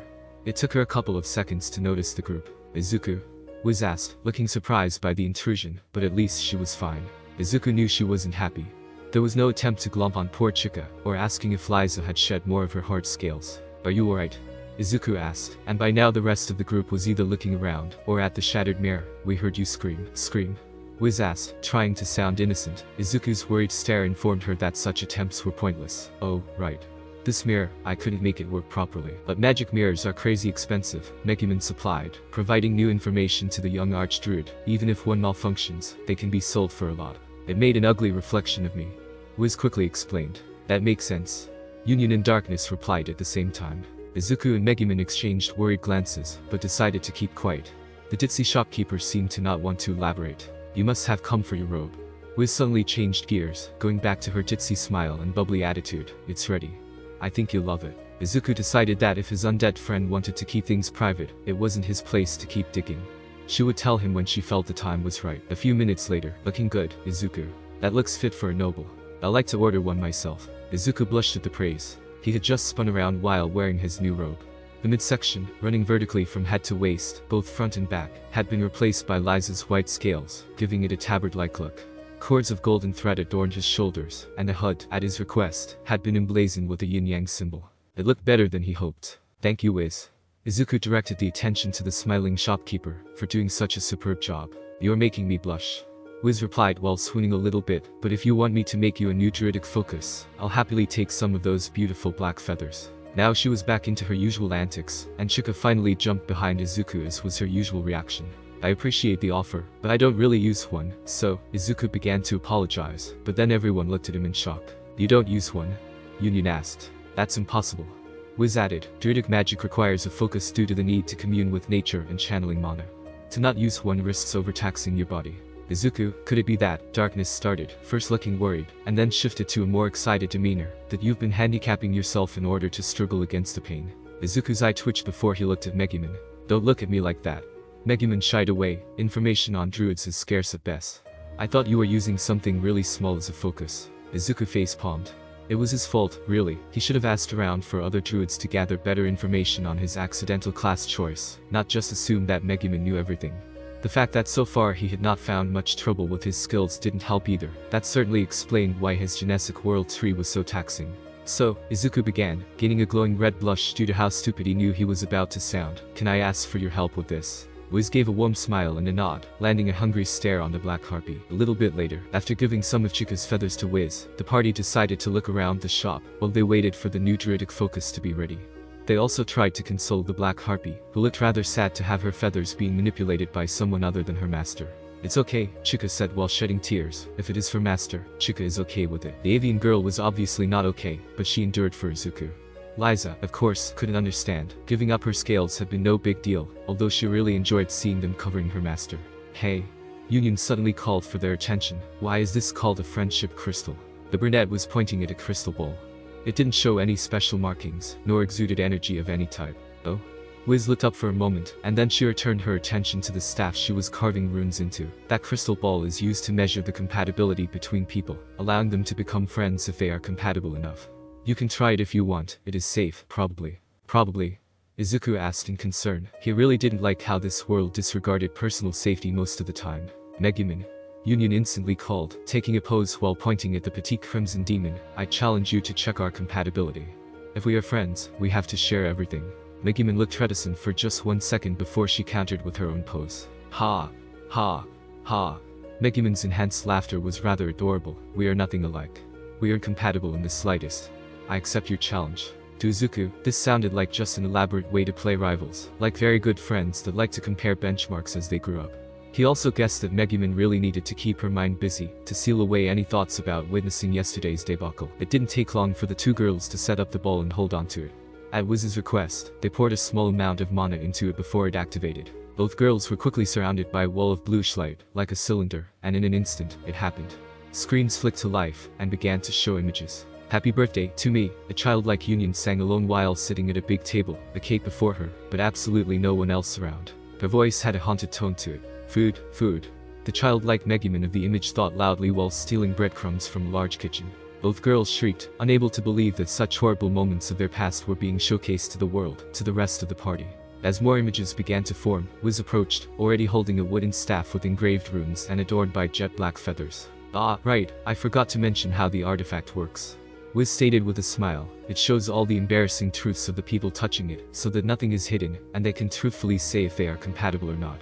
This was not what the pair of crimson demons wanted, not by any stretch of their imagination. Izuku could tell that his dear Megumin was quite close to doing something drastic. It's alright, even a demon will do as a friend. Seeing the cute brunette draw a pentagram was very disturbing, especially because her eyes were a mix of hopeful and demented. That's so amazing, big sis. A mini Megumin shrieked in joy as Megumin gave her a thumbs up. On a campfire, a bunch of bugs were being roasted, much to the infinite shame of the now famous archwizard. Both girls looked as if their sanity had been lost, but before they could do something to stop the artifact, all the screens died. Then, a different screen came into being. Most of the background was blurred, but the main scenery was clear. It was some sort of playground, with little kids playing in the sand. One of them looked like a super tiny version of Izuku, with cherubic features that would melt the heart of any woman. Another one, a spiky blonde, looked like a typical mischievous kid. And here, it says Deku, which means useless. The moment the blonde said those words, the rest began to laugh, while little Izuku seemed hurt by those words. Back then I didn't know any better. Izuku explained a little bit of the scene, not looking at those around him. I was born without any special power or skill, while all my peers had been gifted with something that made them different. Izuku had decided that the girls shouldn't have to face this alone, and by exposing himself, he could spare them the trauma of their secrets being aired to the world. The scene shifted, and the now slightly grown kids were marching over a small bridge. The blonde brat fell into the shallow river, and while he was quick to shout that he was alright, little Izuku was quick to rush to his aid. Are you alright? Does anything hurt? The earnest voice of the little kid may have been heartwarming, but the already heroic concern was enough to put to shame anyone trying to become a hero. That may have been completely unnecessary, but that's what felt right to me. Izuku added, and then the image showed how the blonde not only slapped the offered hand away, he also pushed Izuku in a rather hateful way. A new image came up. This time, it seemed like something from not too long ago. Izuku was standing on the top of what appeared to be a building with metal railings. The boy was trying to talk to a massive man who looked strong enough to walk through a brick wall and not notice it. It took a moment, but the mountain of muscles suddenly deflated and took the form of a skeletal man seemingly frail enough to die if the wind blew his way. A muddled conversation followed, and then, the man gave Izuku the most hurtful words to ever be heard by a boy with a lofty dream. Before you asked if you could become a hero without a kasei quirk, the answer is no, you can't. The girls could clearly see the moment Izuku's heart broke. They could even hear his very soul scream in agony. Hearing that from the man I idolized hurt. Izuku confessed, it was more painful than my worst nightmare. Like being welcomed to the deepest part of hell. At that moment, the sphere became dormant, and the light faded away. The effect was over, and the girls were no longer exposing their embarrassing memories. Everyone has a past that they try to hide from others. Izuku began his lecture, trying to make the Crimson Demon girls feel better. It's just part of growing up, and, why are you all crying? Instead of an answer, all the girls present jumped at him to give him a group hug. He couldn't understand them between all the crying and the sobbing, but it seemed like they were trying to console him, telling him that he was already a hero, that everyone from his past was wrong. Izuku has never felt more welcomed, but he guessed this was a part of growing up too. Omake is this a date? Union had decided to tail Megumin on her date. The petite archwizard might have said great things about her boyfriend, but Union was skeptical. The boy seemed to be too good and too caring for his own good, which rang some alarms in her head. She had read enough novels to know that this type of guy only wanted to get under the skirt of the heroine, and then show their true colors. Of course, she knew that it could be possible that the boy was the real deal, and just didn't know Megumin enough to know he needed to be careful. It totally had nothing to do with jealousy and envy, at the idea of her underdeveloped fellow Crimson Demon getting a good man before her. A picnic. Union muttered to herself as she watched the demi-human set up a large blanket and a large basket, so far away from the town. Could it be? In that moment, the brunette's mind began to conjure mental images of all the smut parts of her favorite romantic novels. The escapades to secret clearings deep into the woods. Sneaking into old mansions. Visiting dark caves previously prepared to hold beds and preserve food. Traveling through secret passages and into dungeons within various castles. All ending in the same energetic activities. Explosion. Megumin's shout was immediately followed by a rather big detonation. The shockwave almost lifted Union from the ground. A quick look revealed that the petite archwizard had fired her spell into the lake, and the resulting rain was forming a small rainbow. That was normal by Megumin's standards. What wasn't normal, the thing that stung at Union's heart, was seeing the druid walking back to the blanket while carrying Megumin, not only like she was some sort of princess, but showing a level of care that was borderline erotic. The princess carry was a most prized event for any girl from the Crimson Demon clan, as it symbolized a deep desire to form a permanent bond of love with a partner. The fact that it was mostly seen between married couples only exacerbated the feeling. Then, no way. Union nearly screamed at what she saw next, the lap pillow, and hand feeding too. Izuku had positioned Megumin's head on his lap, giving her a most comfortable position to enjoy the rest of the outing. Seeing the petite girl entrust her limp body to the boy with such ease was bad enough, but then seeing said boy pick up a sandwich, and then place it into the girl's mouth. Now Union was boiling with envy and jealousy. It wasn't that she wanted to steal the boy, perfect as he seemed to be. It was just that she believed it would be her to be the first to find proper romance. Why are you spying on Master? The raspy whisper of the black harpy froze Union's blood. Now she noticed that the bird girl was no longer around Izuku. Chika thinks that spies are bad. Chika knows how to deal with bad too. Seeing the sharp talons wiggle her way made the brunette scream for help. A little bit later, I'm sorry. Union kept repeating her mantra over and over again. It looked sincere enough, but Megumin still seemed annoyed. I was just worried about Megumin. Union explained, and yet again, it made sense to Izuku. I didn't want to ruin your date. Union's final shout made both Izuku and Megumin turn red. They both screamed, gaining an even deeper shade of red to their cheeks. Dummy. Liza reprimanded the brunette, as even she understood that now the date had been interrupted. The first rescue mission. Layla thought that her new party leader couldn't bring more chaos to the table than he already did. She was absolutely sure that there had to be a limit to the absurdity of the druid's illogical might. Kaiayu was handsome, strong and wealthy, and he had his hands full with two ladies. It was natural for the young warrior to be so successful, and yet, this man, let me join your party. Union, a recently arrived Crimson Demon, begged to the party leader. The party leader, wanting to be surrounded by members of the opposite sex. Yeah, Layla had seen that before. In fact, it was a rather common sight. Powerful adventurers often fell into the temptation of creating a harem, but few managed to do so, and properly manage it. That had been why Kaiayu stopped it too, and most likely why he abandoned her. Personally, I don't have a problem, but, Izuku replied, making it obvious that he was happy to have more people on his team. But a quick look at the petite archwizard revealed that at least someone wasn't happy about this development. Megumin, do you have any objections? Layla watched the petite girl's glaring eyes. She knew how she was feeling at the moment. Just after having declared the party leader as hers, a competitor had arrived. The new girl was pretty, had a more developed body, and a personality that seemed easier to handle. The little girl was right to fear the newcomer. Her answer was obvious. Only personal ones. Megumin's honest response surprised everyone, most of them expecting something far more dramatic. I'm afraid she is only after my secrets, or worse, after my boyfriend. Ilo blinked in confusion, as she didn't expect such a level-headed response. She certainly didn't act this mature when Kayaya took in the thief. Megumin. Union called in distress, obviously trying to come up with some sort of excuse or explanation, so that she could still join this party of humanoid monsters. It is true, I still seek your forbidden knowledge. But I'm not a homewrecker. At this point, Ila decided to tune out the conversation. It was too painful to watch romance bloom in this party, when hers had failed so miserably with the swordsmaster. Izuku, however, had no such luxury. Can you please not shout about that here, in the guild hall? Izuku was mortified, to say the least. He was not ashamed of his relationship with the petite archwizard. He was overly self-conscious of the image he was gaining. It had never been his intention, but he had ended up surrounded by extremely beautiful girls. He really didn't need people to talk about his interactions with them, especially since half of the rumors about him sleeping with them all were somewhat true. Even if they stopped at sleeping in the same room, alright, cuddling too. Izuku is right. Darkness joined the argument, siding with the archdruid. He is not treating us like we are his harem, no matter how much we may want it. He only wants Megumin. Izuku had mixed feelings about that declaration. For my part, I have no problem with you joining our party. Darkness continued, pausing to take a sip of her beverage. Even if you are just as useless as we were, I'm sure that Izuku will teach you how to be useful. Megumin and Ila winced in unison. Megumin couldn't help but remember the days when her obsession with explosion magic made her undesirable to everyone, and how Izuku turned her into probably the most famous archwizard of this generation. Ila was still trying to get over the fact that, in only 3 days, her skills had gone from mediocre to acceptable. It was like she was becoming a better adventurer, just by being in close proximity to the archdruid, or by being away from Kayaya. I see. Izuku took a thinking pose, and then turned to his slaves. Chika, Liza. Your opinion? Now it was Union's turn to synchronize with the pinkette. Seeing the green-haired boy ask slaves their opinion was, well, shocking.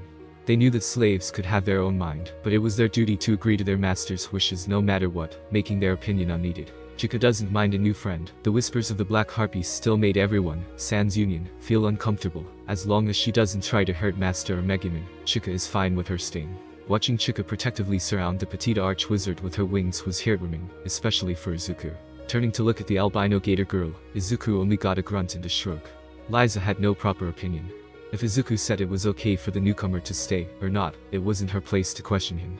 Her only concern was to never again be late to protect her dear master, to be quicker to rip the head of any aggressor that threatened the man she loved. I see, Izuku repeated as he squeezed Megumin's hand under the table. Ila, your turn. Ila was thrown for a loop.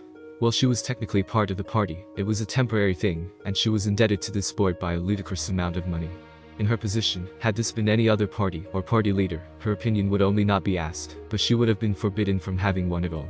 Paula decided that staying quiet wouldn't help her. Why are you asking me? Because you are part of the party. Izuku replied with an honest smile. It took a lot of effort for the ranger to control her fluttering heart. Not because she was falling for this boy, but because for the first time, she felt welcomed and wanted in a group. She also had to fight against the ugly thought of returning to Kayaya, especially after carefully thinking on everything she experienced at his side. Ila struggled for a moment, trying to think on what was best, on what kind of potential the archdruid wanted from those surrounding him. The pink-haired ranger took a moment to look at the assembled party. The crusader who'd faced Beldia, a general of the Devil King's army, and fought on equal grounds. The gator girl that had slaughtered a nightmare barehanded. The petite archwizard who actually vaporized said general. Even the Black Harpy was a danger with her harmful voice and sharp talons. Maybe, Ila almost said something stupid, but quickly stopped herself from suggesting a competition on sheer power. We should take a quest to test compatibility. Teamwork. For a moment, Ila held the stares of the entire party. For a moment, she felt like she was going to be either dismissed or reprimanded. Then, Izuku smiled at her. That is actually a great idea. Izuku's answer seemed to shock the ranger. Darkness, would you kindly take Ila and Union to the quest board? Sure. Darkness replied with a smile. She really loved to be relied upon. Let's go. I'm sure we can find something to serve as a proper test. As the three girls moved to the board, Izuku and Megumin locked eyes with one another. You aren't going to reject her, are you? Megumin asked with narrowed eyes. Only if you tell me right now if there's a good reason to do so. Izuku replied, keeping an expectant look on his face. Megumin sighed, and then proceeded to scratch her head. She was, due to her underdeveloped body, reticent to allow union and her unreasonable big breasts near her boyfriend. However, Izuku had proven to be reliable and faithful. He had yet to even pay that kind of attention to the likes of Darkness, who actually had made advances on him, or the recently joined Ela, who had all the marks of a girl that would catch the attention of the Archdruid. Being honest with herself, Megumin found that the only dangers to her position were Chika and Liza, but they were girls she was okay with. Just remember that I'm your girlfriend, Megumin finally conceded. Izuku gave her a head pat and fondly smiled at her. Her pout was too cute to ignore. Fair enough. Izuku replied, assuring his girlfriend that she had nothing to worry about. Now help me with this. I'm not making the same mistakes again. With that, Izuku finally revealed why he sent the other girls to fetch a quest. From his bag, he took out Chika and Liza's slave cards. Immediately, Megumin noticed why she was needed. Slaves did not get classes. That was for adventurers only. However, and due to the cards for both being made with the same spells, Chika and Liza's had unlocked the ability to select classes. No doubt the result of their meddling with the slave seals, and Izuku becoming a class that could easily dictate how nature worked. Owning slaves with adventuring classes was heretical twice over. First, because adventurers couldn't be slaves, and second, because slaves shouldn't have a class other than their lowly station in life. So, there were a lot of possible questions about this situation, and Megumin didn't know where to start to tackle the mountain of problems that could derive from this. What is your question? What I need to know is, Izuku drawled while laying the cards down for Megumin to clearly see what these classes do. My class selection was kind of an accident, and while I was able to adjust to it, I'd rather know all the bases for Chika and Liza's. Megumin had to take a moment to process the situation and the request. Of course, her boyfriend wouldn't give a single heck about repercussions and consequences. Of course, he wouldn't mind earning the ire of the two major religions. Why would he? Considering his status as an outworlder that saw such institutions as barbaric and idiotic, why should he? His class of Archdruid had no need to acknowledge the laws not set by nature herself. Alright, here's what these do, Megumin started, but stop to look at the demi-girls. You better pay attention too. I have a feeling that Izuku is going to let the choice up to you. 10 minutes later, they hadn't had too many options, but the ones they possessed were troublesome to consider, at least for those not part of Izuku's group. Chika had all the options available that were reliant on dexterity or intelligence, and even hybrid ones, that left her with rogue classes, mage classes, and hybrids of them. Liza, however, showed to have not only obscene amounts of strength and constitution, but also unusually high wisdom. This mixture gave her the options of the various barbarian, fighter, and even ranger classes. Izuku had to fight the urge to snort at the idea of Liza having more common sense than most adventurers. So, Izuku started, looking intently at his demi-girls. Which classes do you want to get? Megumin rolled her eyes. Of course, the lovable idiot would give them the freedom to choose. Both girls tilted their heads in apparent confusion. Neither could understand the question, because while they were technically free to choose their own path in life, they wanted nothing more than to be by their master's side. Chika hesitated for a moment, but quickly gathered the courage to speak. What class would help Master more? Izuku face-palmed at that. He really wanted Chika and Liza to be free, independent and happy. However, he had to remember that after being slaves their whole lives, such a goal would require a lot of education and adaptation. It was foolish to expect them to be completely independent in such a short amount of time. Megumin sniggering at his side wasn't helping his case either. Well, Izuku hesitated for a moment. Telling them what he needed was the easy way, but it hurt his feelings. Chika and Liza were people, real people, not characters in a game where he could just choose for them what was best for him. Even if he did choose for their own benefit, it made him feel horrible. A party could use someone with lots of skills. Izuku started, noticing the hopeful eyes on the black harpy, but other than that, you could choose something able to do anything you want to do. Chika tilted her head for a moment, then smiled such a pure and bright smile, that it was heartwarming to watch. Chika wants to use many skills for Master. Chika answered, then she leaned forward to lower her voice even more. Is there a skill class that can use magic too? Chika would like to use magic for Master too. Megumin froze. On one hand, allowing a harpy to learn magic would mean being branded heretics by the Church of Eris. On the other, it would be so cool that she almost failed to not push Izuku to search for such a class. Actually, there is. Izuku answered, happy to see that Chika had desires of her own. Here, the trickster combines the heavy skill use of the rogues, with some spells from the wizard class. Chika gave couple of cute jumps in place, happy to see that her master really intended on fulfilling her wishes. Then, if master allows it, Chika whispered with a big and cute smile, Chika wants to be a trickster. Izuku was more than happy to select that class for the avian girl, feeling great after finding some sort of desire to fulfill for her. Then he turned to look at Liza. Liza, Izuku spoke softly. The albino gator girl was attentive, but it was hard to read her face. Is there anything you want to achieve? Contrary to what the book said, or the warnings many had given him, Liza had been surprisingly easy to deal with. The reptilian girl just wanted food and cuddles. But Izuku knew that she was a person too, and not an animal. She had to have her own desires and goals, things that she felt a need for, something stronger. Liza replied after just a few seconds, me, stronger, master, safe. Izuku blinked a few times. You want? Izuku did his best to transform those words into something that made sense to him, to be stronger, so you can protect me. Liza nodded. The lizard folk have the natural instinct to protect what they love, or the things they feel attached to. Megumin began to explain, smiling in a clearly teasing way. Gatorkin are even simpler. She feels she belongs to you, which makes you something irreplaceable. I don't think she needs to be that much stronger though. Izuku gave an awkward smile to the petite archwizard. Many had called on Liza's stupidly high power, after seeing her tail and claws wreck brick walls, but Izuku knew that such things were nothing compared to her main weapon. Just like alligators, a gatorkin's jaws were their strongest weapon. If Liza were to truly become stronger, to the extent that even reinforced ironwood wouldn't stand a chance, but who was he to deny the wishes of his beloved girls? Well, Izuku started as he read some of the classes available to Liza. Totem warriors can become much stronger when their age. Totem warriors, an advanced form of barbarians, allowed the adventurer to gain traits of the chosen animal totem. These traits only took effect while activating their rage. In Izuku's mind, this meant that Liza would get a lot out of this class, as her race had a trait called Cold Rage, which made their violent impulses hard to read. He guessed that if they faced opponents that could read faces, they wouldn't know when Liza was in rage mode. Me? Stronger? Liza's semblance turned bright, her waving tail betraying her happiness at the idea. Me, dragon. Izuku chuckled, finding the happiness of the reptilian girl adorable. Sure. Izuku replied, much to Megumin's growing distress. If that's what you want to be, I'm sure you'll be able to reach that goal. Megumin felt the sudden urge to warn the archdruid. Having a slave that strong was going to raise some alarm bells on the royal guards in the guild. But then again, the mere possibility of Liza getting that strong and be her bodyguard by proxy, it was too cool to pass on. Me totem. Me dragon. Liza was very happy at the prospect of being even more capable of protecting her dear master.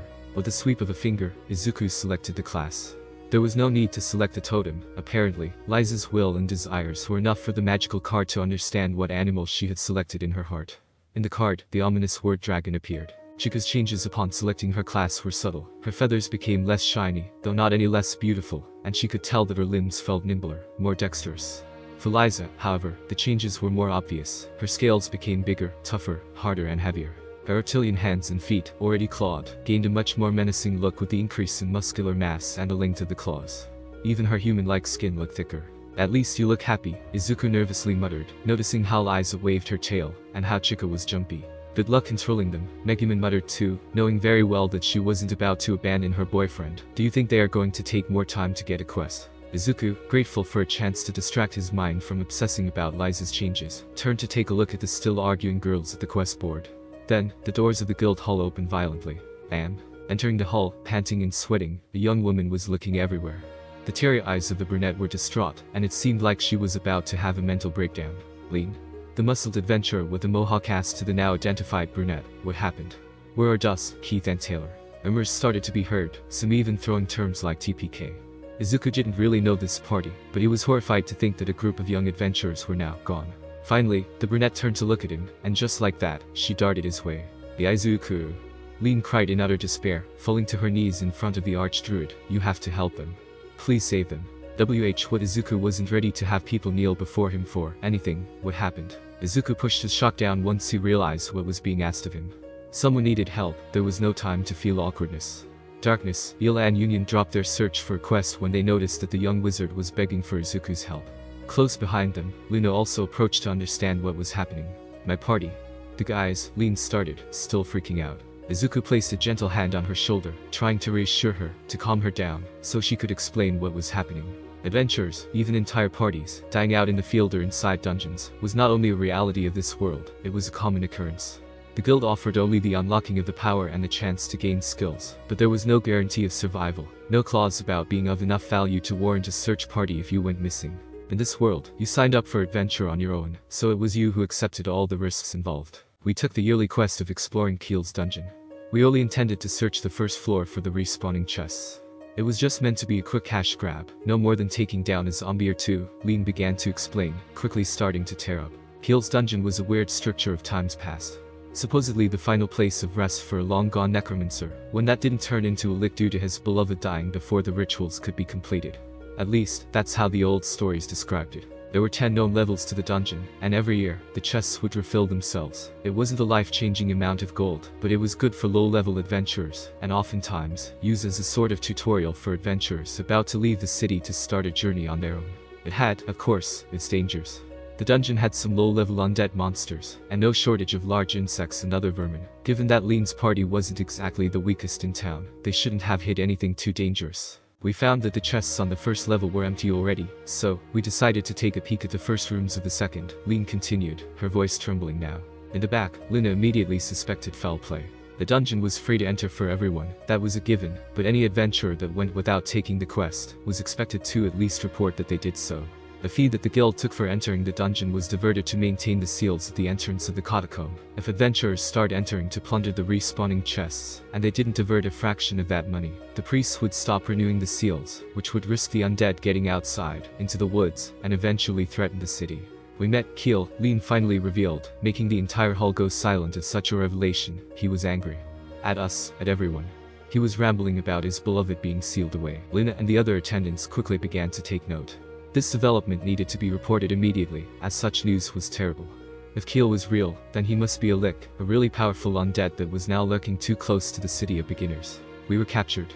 He said we were going to be used to break the seal. Dust then convinced him that there was someone in town, someone so powerful that the seal would be undone in seconds. Lean began to cry, and Izuku could already guess what had happened. My party chose me to come for you. Izuku, please, save them. Before, Izuku interrupted her by standing up. His eyes were like steel and his face like stone. The Archdruid had no obligation whatsoever on this affair. Nothing was forcing him to step in and save this party. Izuku owed them nothing. He didn't even know them beyond the fact that they were adventurers too. They owed him nothing, meaning that he had nothing to lose by letting them face their fate. They didn't even have any riches or resources he needed or desired, meaning that he wouldn't get anything in return. Say no more. Izuku firmly stated, making every adventurer return their eyes to their plates and their ears to their own businesses. Lee knew that there was not much else to do. Izuku, the hero of Axel, had no obligation toward a team of adventurers that, at best, were barely acquaintances. Indeed, asking the Archdruid to enter the dungeon and risk his life for absolutely nothing was perhaps the most foolish thing to do. Perhaps her party members knew this beforehand, meaning that they only wanted her to survive. She couldn't give up though. She and Dust still had to settle their situation. Taylor still had to declare his feelings for Luna. Keith had that archery competition in 1 month. She had to convince the Archdruid to save her party. She steeled herself, preparing her heart and mind to offer her body as payment, to offer her. Slam. Izuku slammed his staff on the floor. The impact, causing a sound almost supernatural, interrupted all noise and even the thoughts of everyone in the guild hall. Megumin, Liza, Chika, darkness. We are going to save this party.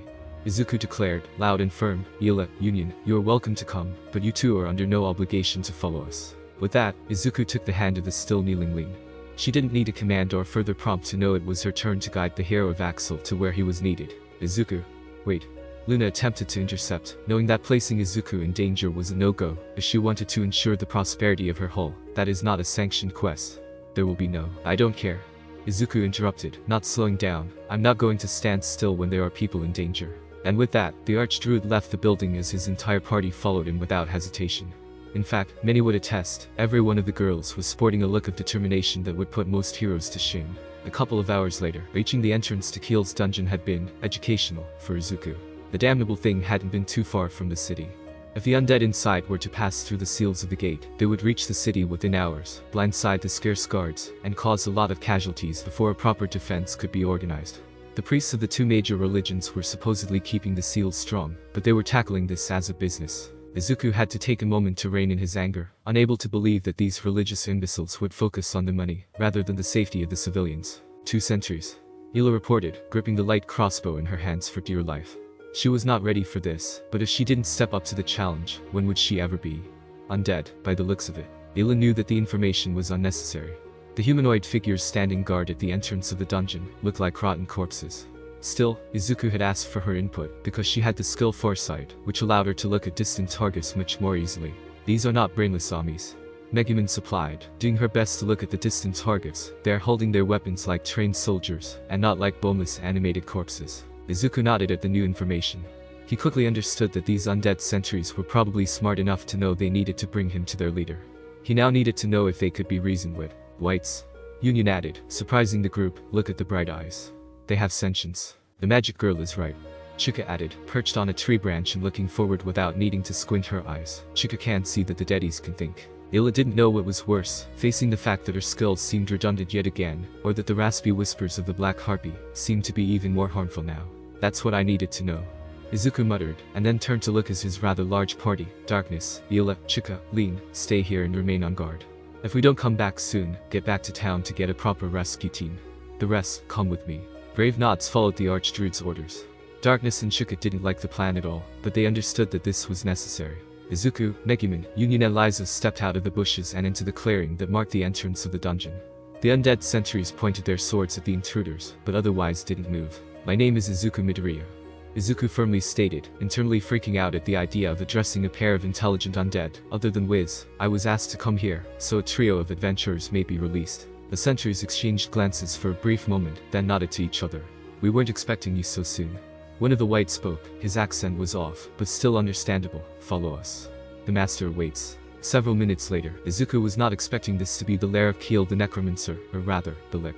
It was dark and dusty as it was supposed to be, but the decorations were very human, and not centered on death and dark rituals. The final hallway was also quite the anticlimactic scene. Instead of leading to a grand hall or throne room, it led to a rather cozy bedroom. Thus outside said bedroom, Izuku could make out the form of a mummified corpse wearing mage robes. And inside the room, he could see the three adventurers, struggling to clean the floor. Do it carefully. The Lich screamed to the struggling trio, I don't care if it takes you 1,000 years. I want that barrier gone and the ashes of my beloved undisturbed. The three adventurers inside the room winced, but otherwise didn't complain. Keel. The Lich? Izuku asked as he gave some shy steps toward the powerful and ancient undead. Keel turned his head, looking at the new arrivals. He really wanted to keep shouting, to bring his wrath down on everything and everyone. But the boy before him had clear eyes that belonged to an angel. It melted his anger away. Seeing the other two girls shyly hide behind his back didn't help with the heart-warming feelings. The reptilian girl was another case entirely. Yes, Keel replied, trying to read the group before him. I apologize for being so rude, but some scoundrels thought that destroying my beloved's remains and separating me from her was something fun to do. 3 spellcasters and 1 brute. This was an odd group. At least the boy resonated with strong magic. Am I to assume you are this powerful young man capable of undoing any seal? Keel's question made Izuku grimace. It depends on the seal. Izuku replied with as much confidence as possible, and yet, not agreeing to anything. He had no idea how powerful this Lich was, and endangering Megumin and Liza was something he really wanted to avoid. Of course. It would be inconsiderate on my part to believe you are almighty. Keel replied in a rather reasonable way, much to Izuku's relief. This seems to be a holy barrier of an extremely high-level variety. If it weren't etched in such a shoddy way, I would believe it was done by divine hands. As Izuku followed the pointing hand of the Lich, it became obvious to him that the symbols on the floor were drawn with cheap chalk. It was like some useless idiot tried to vandalize the place. Why would anyone do something like this instead of purifying the place? Someone with such holy powers should have been able to see that sending all the undead to the afterlife was better than just sealing the area in the long run. That is chalk. Izuku pointed the obvious. Have you tried water? That is impossible. Keel quickly answered, not faulting the adventurer for resorting to common sense. That dust covering the place is actually the ashes of my beloved. The imbecile that attacked us destroyed her body, and I will not allow her ashes to be washed away. I would have cast a spell to rebuild her body, but I can't enter thanks to this horrible barrier. Izuku felt pity for the Lich. It was easy to imagine that this guy, undead as he was, only wanted to spend the rest of his own life with his loved one. Guys. Izuku called now to the trio, have you tried gathering the dispersed ashes first? It was something stupid to ask. It should have been the first thing these adventurers should have tried. There is no way. Are you crazy? Dus was the first to shout back. There is no way we are going to use a broom in here. Keith seconded, we'd be breathing the ashes if we use one. Izuku threw the guys a deadpan look. It took a lot of willpower not to call them idiots. However, before he could face palm, an idea struck his mind. Megumin. Izuku's call was immediately answered by his girlfriend, who was already by his side. Do you have Gust of Wind in your skill list? Megumin not only nodded, she quickly took out her adventure card, and immediately went to slide her little finger along the surface. No way. Union called, unable to believe what she was seeing. Megumin. You cannot spend points on basic magic. You call it basic. Megumin retorted, smiling like a true devil as she finished learning the basic spell, but my boyfriend will turn it into something crazy. Izuku gave a cute chuckle. He was already holding a piece of cloth, which was quickly folded into the shape of a pouch. I'm not sure if it is super crazy. Izuku stated, earning the attention of the Lich and the other adventurers, but this will solve our problem today. Giving the bag to Megumin, Izuku shifted into a pose that his girlfriend recognized as his I'm going to explain something complex stance. Gust of wind allows the caster to manipulate the direction of the flow of air. This is something that can be used to push clouds, fog or lightweight things. Izuku started, earning nods of understanding from everyone present. Megumin, I want you to place the focal point of the spell at the bottom of that pouch. Make the air flow from inside and through the bottom, while pointing the opening of the pouch to the floor. Union watched how Megumin, the most stubborn of the demon clan members of their generation, obeyed without protest. It was surreal to see the petite girl who had never spent a single point on anything other than explosion doing as she was told. It was already impossible to believe that the petite arch-wizard wasted points in something so useless. Foos. Union and Keel watched in stunned silence, as the effects of the spell took effect. The cloth pouch inflated, and air was being sucked inside, along with the ashes that were on the floor, the bed, and the walls. It was as if they were being commanded to gather in a single place, lured to the inside of the impromptu pouch. In only a couple of minutes, there were no more ashes to collect. That is a vacuum effect. Izuku explained to the still shocked spellcasters of the group, by forcing the air out of the pouch, we force air from outside to go in. Since the opening of the bag offers less resistance than the cloth that makes the pouch, the air goes through it, and since the opening is so small, the pressure differential makes the suction force stronger. This makes it easy to drag in small particles, like dust and ashes, which do not pass through the cloth at the bottom of the pouch. The Union was speechless. With a useless spell and a useless item, Megumin and her boyfriend had created a most useful technique. This innovation could reduce time when gathering resources, cleaning areas, or even hiding messes. Keel was dumbstruck. Despite his wealth of knowledge and high intelligence, he would admit to never have thought on combining spells and items to create effects as useful as this. Here are the ashes. Megumin reported while handing the pouch to the Lich. It wasn't crazy, but it was effective. The smug grin on Megumin's face was setting the nerves of the cute brunette on fire. She wanted to create crazy things too. Thank you, Keel said while clutching the pouch with ashes close to his chest. You don't know how happy this makes me. Can we go now? Dus asked, rudely interrupting the touching moment. Keel turned to look at the trio of adventurers, his undead face easily passing as a deathly glare. Despite that, Izuku could see his kindness surfacing. 1,000 gold if you mop that barrier away. Keel suddenly replied, sounding far more amicable now. Each. Yes sir.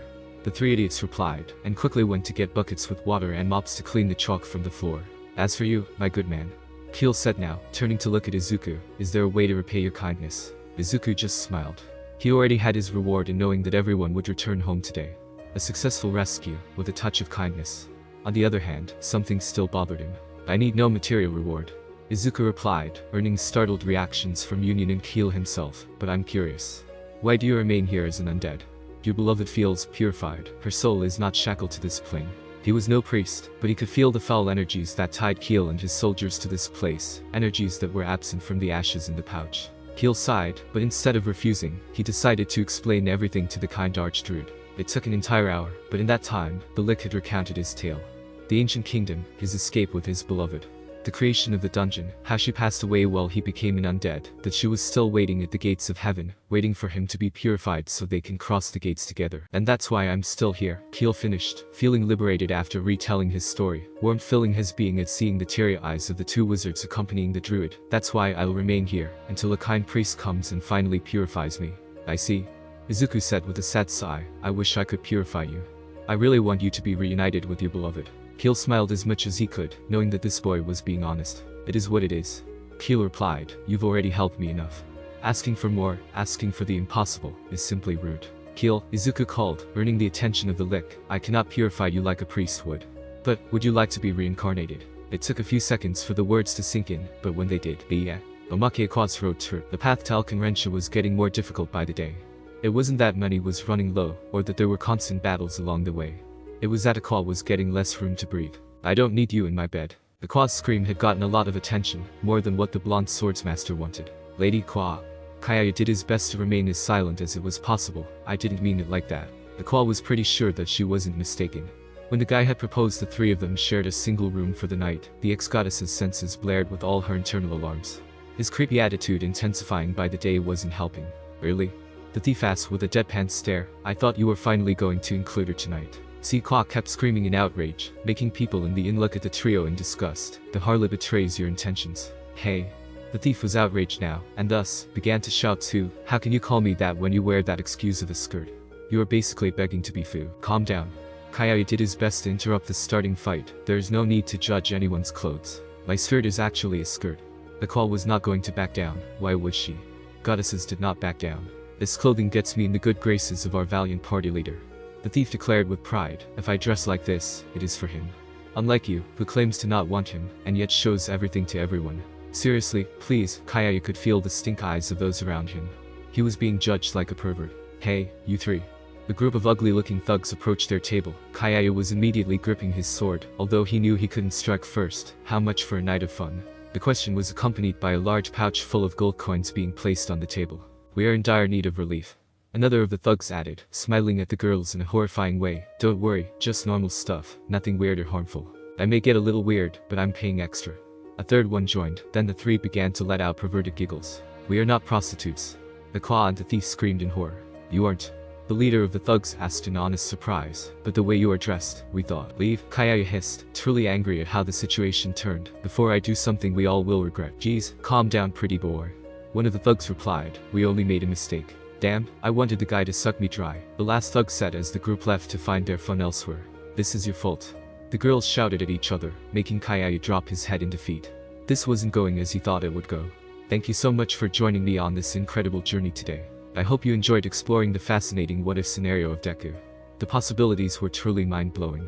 If you found this video entertaining and thought-provoking, don't forget to give it a thumbs up, share it with your friends, and subscribe to our channel.